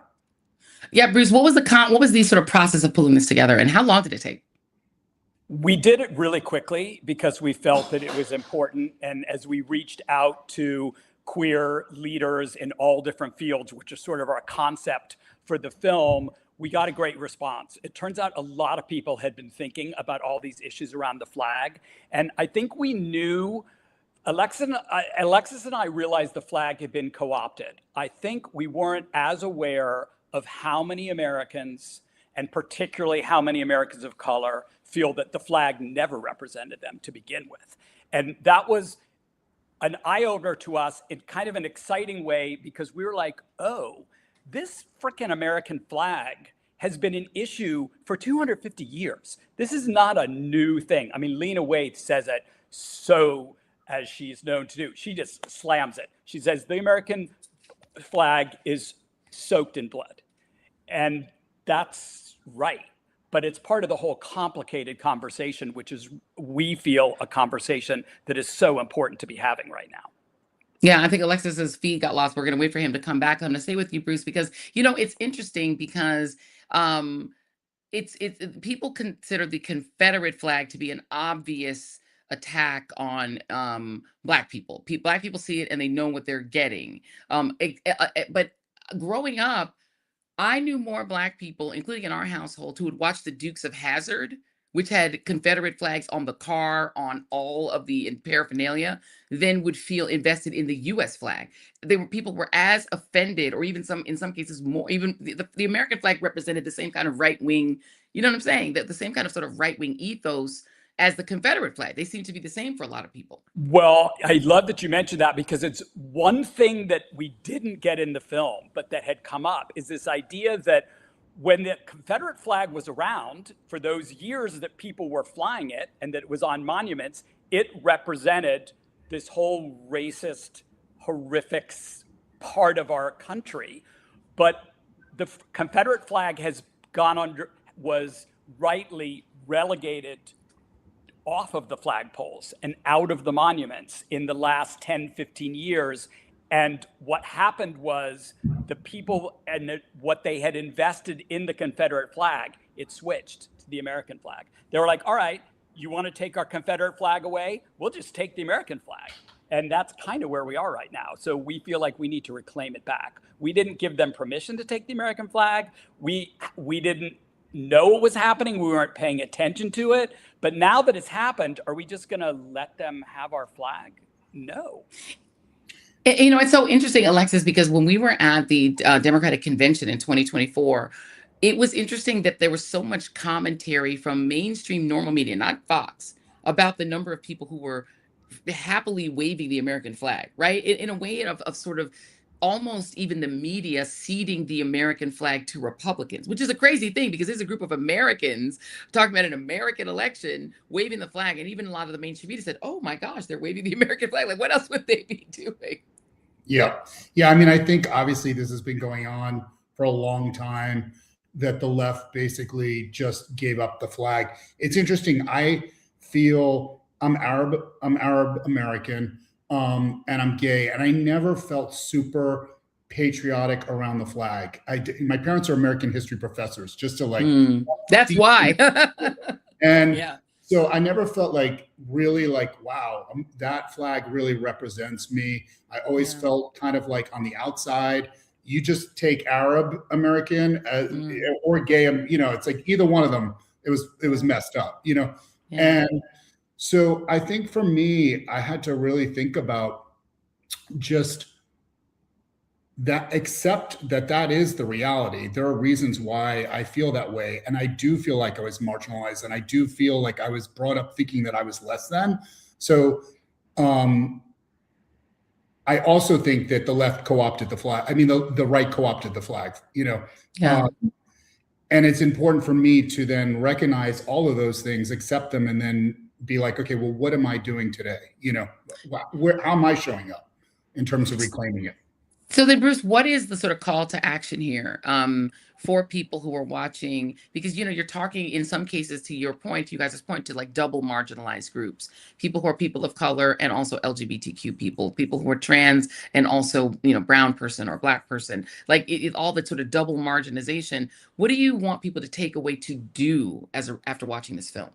We want them, and it's up on the screen, we want people to reclaim the flag, but it's important that they get to a place first where they're comfortable doing that, because we understand all the issues we've discussed.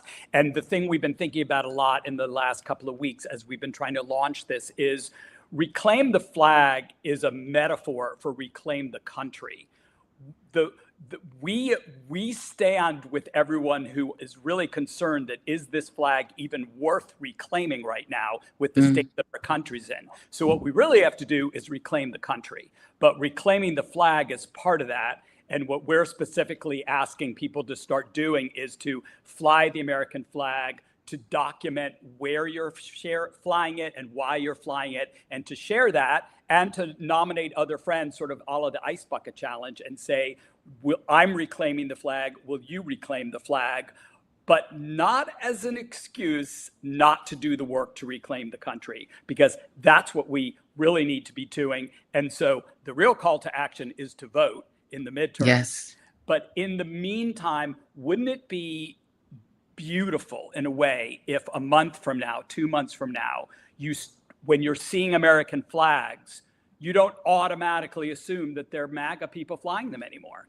And you think, what if it's one of us who's trying to reclaim the flag and trying to reclaim our country? Yeah, it's a weird way in which, Alexis, it would almost throw off the other side. Because I can tell you, if I'm in a neighborhood and you see a giant American flag in front, you do assume it's a MAGA person. And Right. it is sort of offensive that is the assumption, that just because they're flying the country's flag, you just assume they're a right winger. That seems offensive to me, and I'm sure it does to you guys. Yeah, it's interesting. When we filmed it, we didn't let the people that we're interviewing know, but we gave each one of them an American flag. It was very impromptu, so they weren't expecting it, and they emotionally got in touch with just looking at the flag. They were obviously talking about the flag, but when they were held a flag, it brought up so much for them, right? And I think for us, the idea of getting emotionally in touch with that, but really coming through it on an individual level, I really think this is going to be an individual battle, right? Each person has to reconcile, why do they have this feeling about the flag? We understand that the flag is a symbol of the ideals of the Constitution that were never realized. We all need to accept that. But then, do we stay passive? And part of not being passive, in my mind, is claiming that I'm an American citizen. The way this started for me was, I was thinking about it. When people ask me where I'm from, I'm born in Brooklyn. I always say I'm a New Yorker. I never say I'm overseas. It's like the last, but I thought, wait, that's kind of messed up. Why is that? So number one is, for me, claiming that I'm American, and then creating a country that I'm proud of, and acknowledging that the ideals of the Constitution were never realized. But that does not mean that we're defeated. We need to each individually fight. And to me, that is what we're trying to get across. The flag is the metaphor. Yeah, my final question to you, Bruce, because I think this is probably maybe the most challenging piece. Asking people to reclaim the flag when America is Project 2025 Trump land, when the vibe is concentration camps for immigrants and running gay people, women, Black people, any marginalized person out of the military, firing 300,000 Black women from the federal government. It's like, how do people reclaim the flag and feel proud of the country? Because you're saying that you need both of those two pieces of that work when the country is this. Well, I think we're at this, we've been there, but it gets worse every day. We're at this urgent point. And to Alexis's idea, which I think is right, on an individual level, if you haven't decided, you better decide right now. Are you giving up? Are you moving to some other country if you even had the means to do that, which most of us don't? Or are you going to fight for this democracy and what it can be?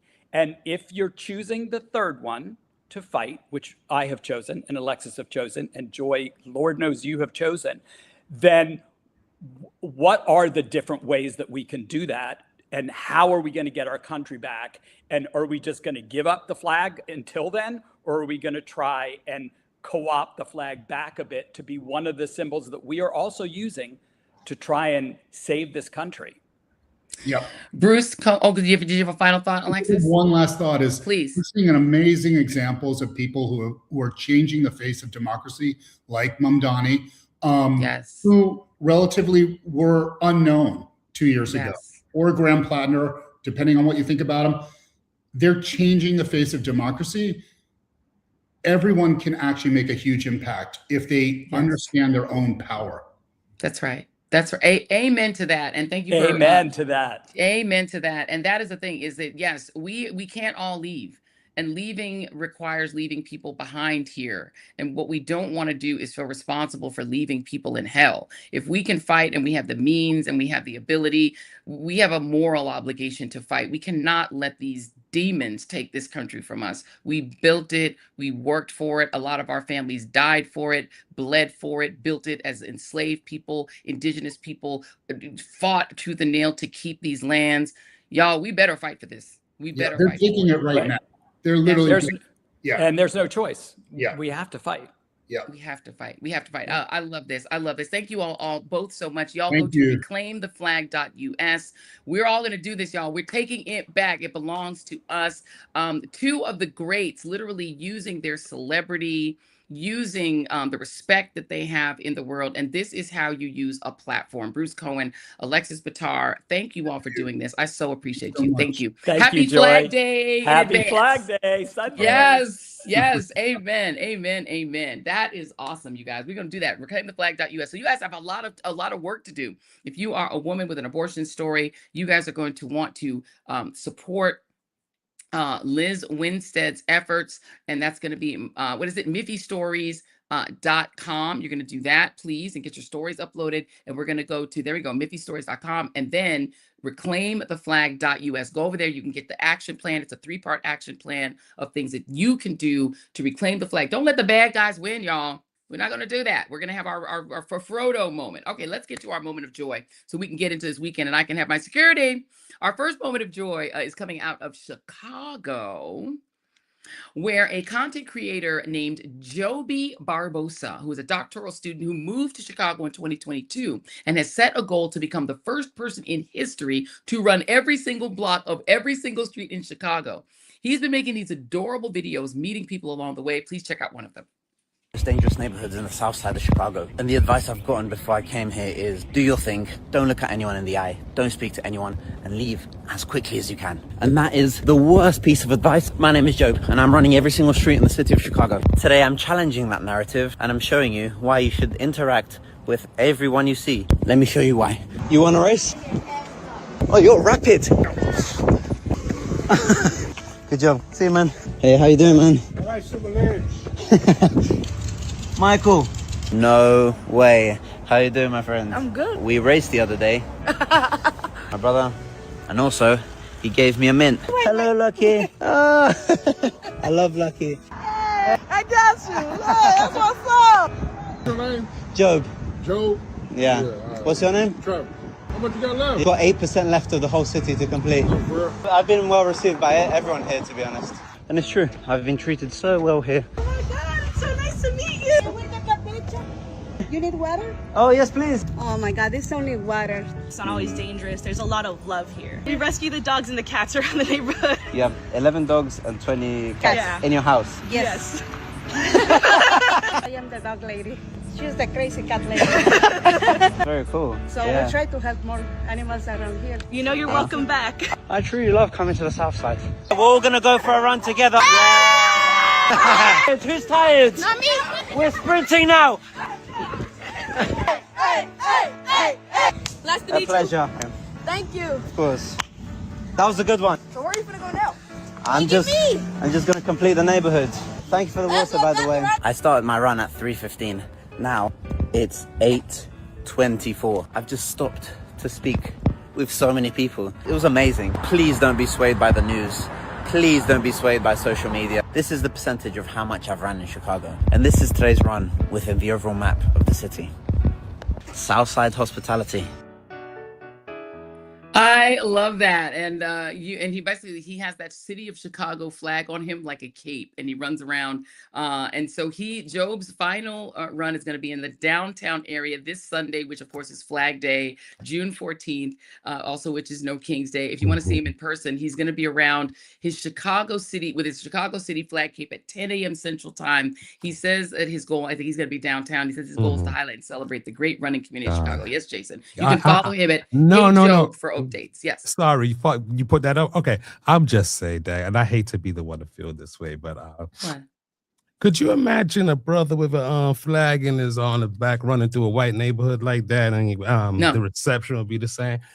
Again, there goes the thing that I talk about, how black folk don't mind. I mean, we don't mind white folk running through our neighborhoods and stuff like that. We actually want to talk to them. So what the hell, go for it. But I don't think Ahmaud Arbery felt that way when he was jogging through the neighborhoods and what happened to him and stuff like that. God, and even the flag story we just had, great. But it's kind of mixed emotions with black folk in that flag also. But we're Americans, right? So there, to your point, Jason, there's a black creator who is walking the outlines. Yeah, I know. Of the entire and I've been United watching. States. No, he's actually walking from Philly to California or something like that. He's a Twitch streamer. His name is Isaiah Thomas. And he's getting some love out there, but he's also getting people trying to run him off the streets and stuff like that also. So it's been a challenge. But again, I hate to be that way, but I just couldn't see a brother with a freaking flag running through a white neighborhood. This ain't gonna happen.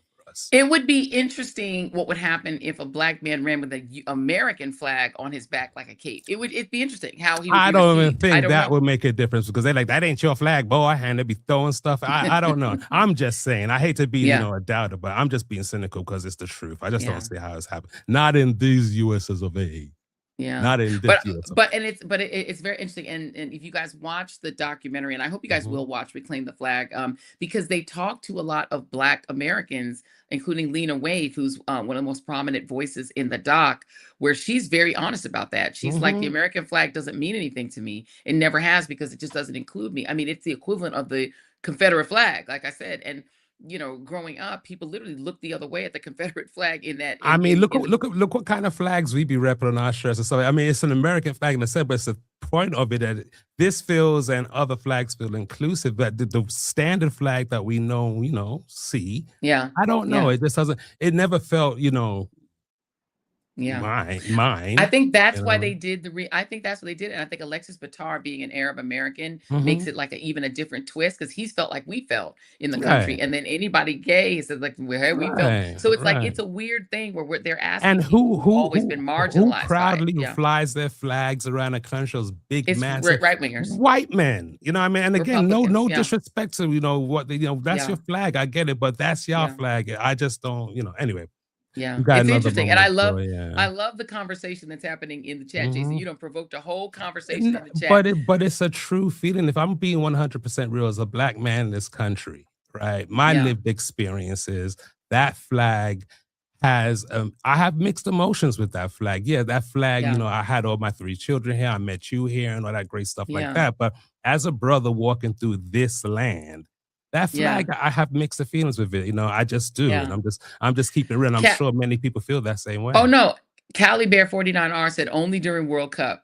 And what's interesting is the one time you see Black people flying the flag is during the Olympics, when they're carrying that flag on the track and field. When we see the Americans, if they beat the Jamaicans, which is rare, but if you beat them Jamaicans, no, we got a lot of girls to be beating them Jamaicans, and then they have that flag draped over them. The only time you really see Black people flying the flag is during the World Cup or during the Olympics. The one time you see Black people standing for the or standing for the Pledge of Allegiance, and they get mad if you do the Black national anthem. People get all salty salty about it. But the only time you really see Black people doing that sort of, let's do the whole reverence for the national anthem, which includes a verse damning slaves who try to No, I free themselves. understand, but And I even feel in some that, kind of way about the national anthem. I feel some kind of way about right, the but anthem. I that's the generally part do. that's the part that they never sing. But even the fact that you're walking around the Olympics with this flag on, it's symbolization you're the best person in the world at whatever it is that you are doing. And just for that, you have the flag. So even in a sense, it's kind of a double entendre. You show Americans also that I'm better. You can't do this. That's why I'm here. So again, even I don't care. Ask any Black American, they'll probably say the same thing. They have mixed emotions about that flag. About it. But Unless you're a Black MAGA.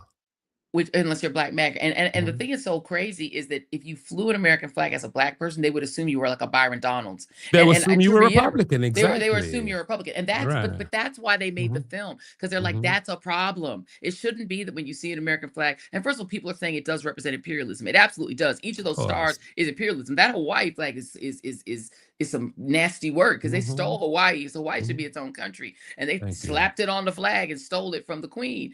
So we have a comment here from Spicy D1 says a Black guy could probably run in the north side, but predominantly white part of the Chicago South Side, probably not. It's just it is a thing that yes, and so those two stories back to back, I think, are an interesting juxtaposition. Yeah, for sure. I mean, again, we want to support the whole thing. I mean, I'm all down for even Liz's stuff stories. I think that's amazing. That's oral histories that we should have and we should keep. But we should keep them. They gonna go. That I have no issues with. But again, these other causes I will support. But again, I just don't know. Yeah, and I don't want to discourage anybody for that either. Nicole Hannah-Jones, we have Honey Hush 63 saying Nicole Hannah-Jones prominently shared some same sentiments. Her Veterans Day, her veteran dad always flew the U.S. flag, and oh yeah, she opens the 1619 project with her mixed feelings on that. She 100% does, and I think we got Diggable Logic 8769 saying I rock with Jason with lots of hundreds and this stuff in flames. But yeah, I think it is sad but true, as Sam's owner 10 is saying, it's sad but true that it's so co-opted by the right that anyone flying in the U.S. flag is assumed to be right-wing and for Trump.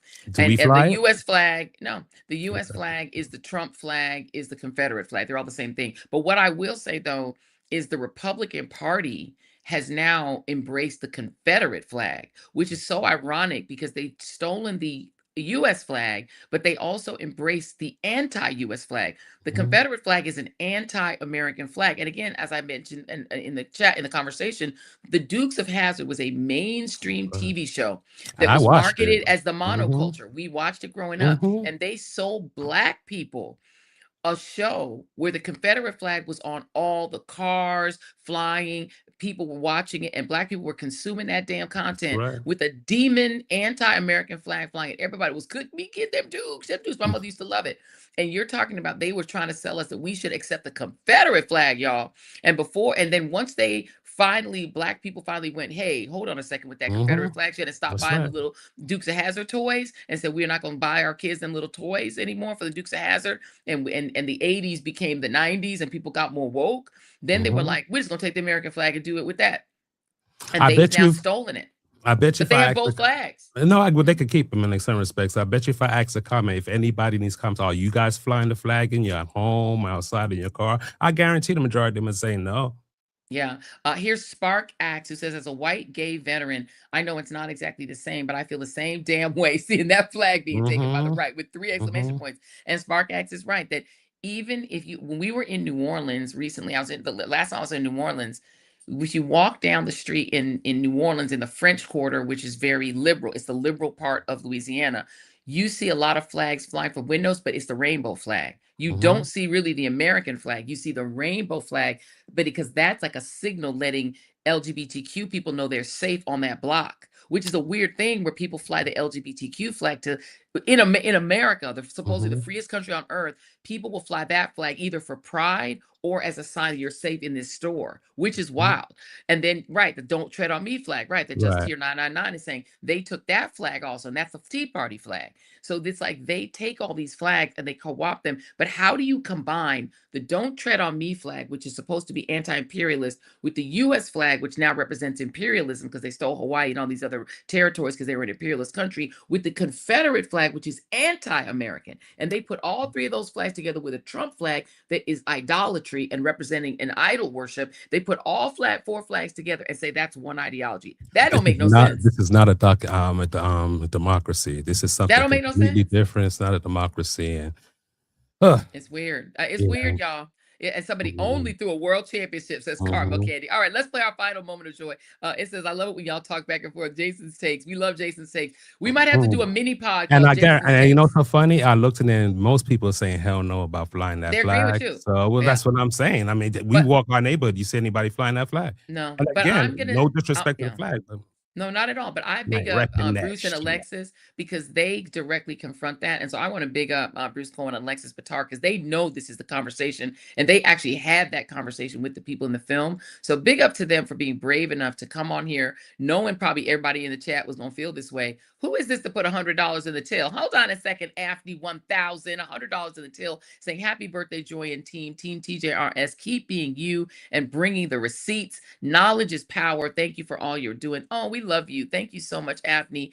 We got 10 gifts from Benita Pajarita, one of our favorites in the chat. She gifted 10 the Joy Reid Show memberships. Y'all, please hit like and subscribe. Share this with a friend because this is what I love about this medium. This takes me back to my radio days. Not only do we get to talk at you, but you guys get to talk at us. We love the interactivity of being able to have you guys talk to us and give us feedback in real time. I love it. Okay, let's do our final moment of joy before we let you and we release you to your weekend. And y'all know what it is going to be, right?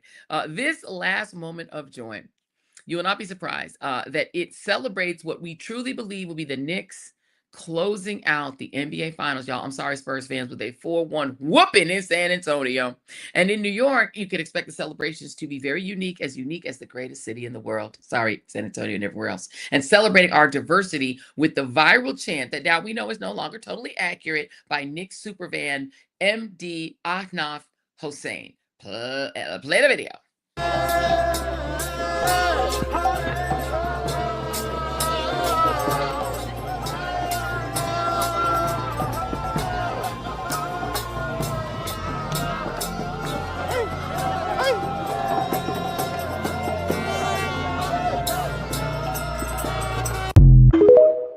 Wait.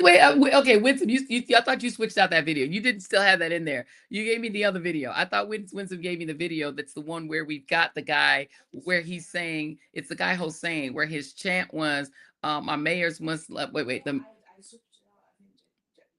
Oh, you switched it out? Okay, switched out. He was saying, my mayor's Muslim, my bagel's Jewish. What is it?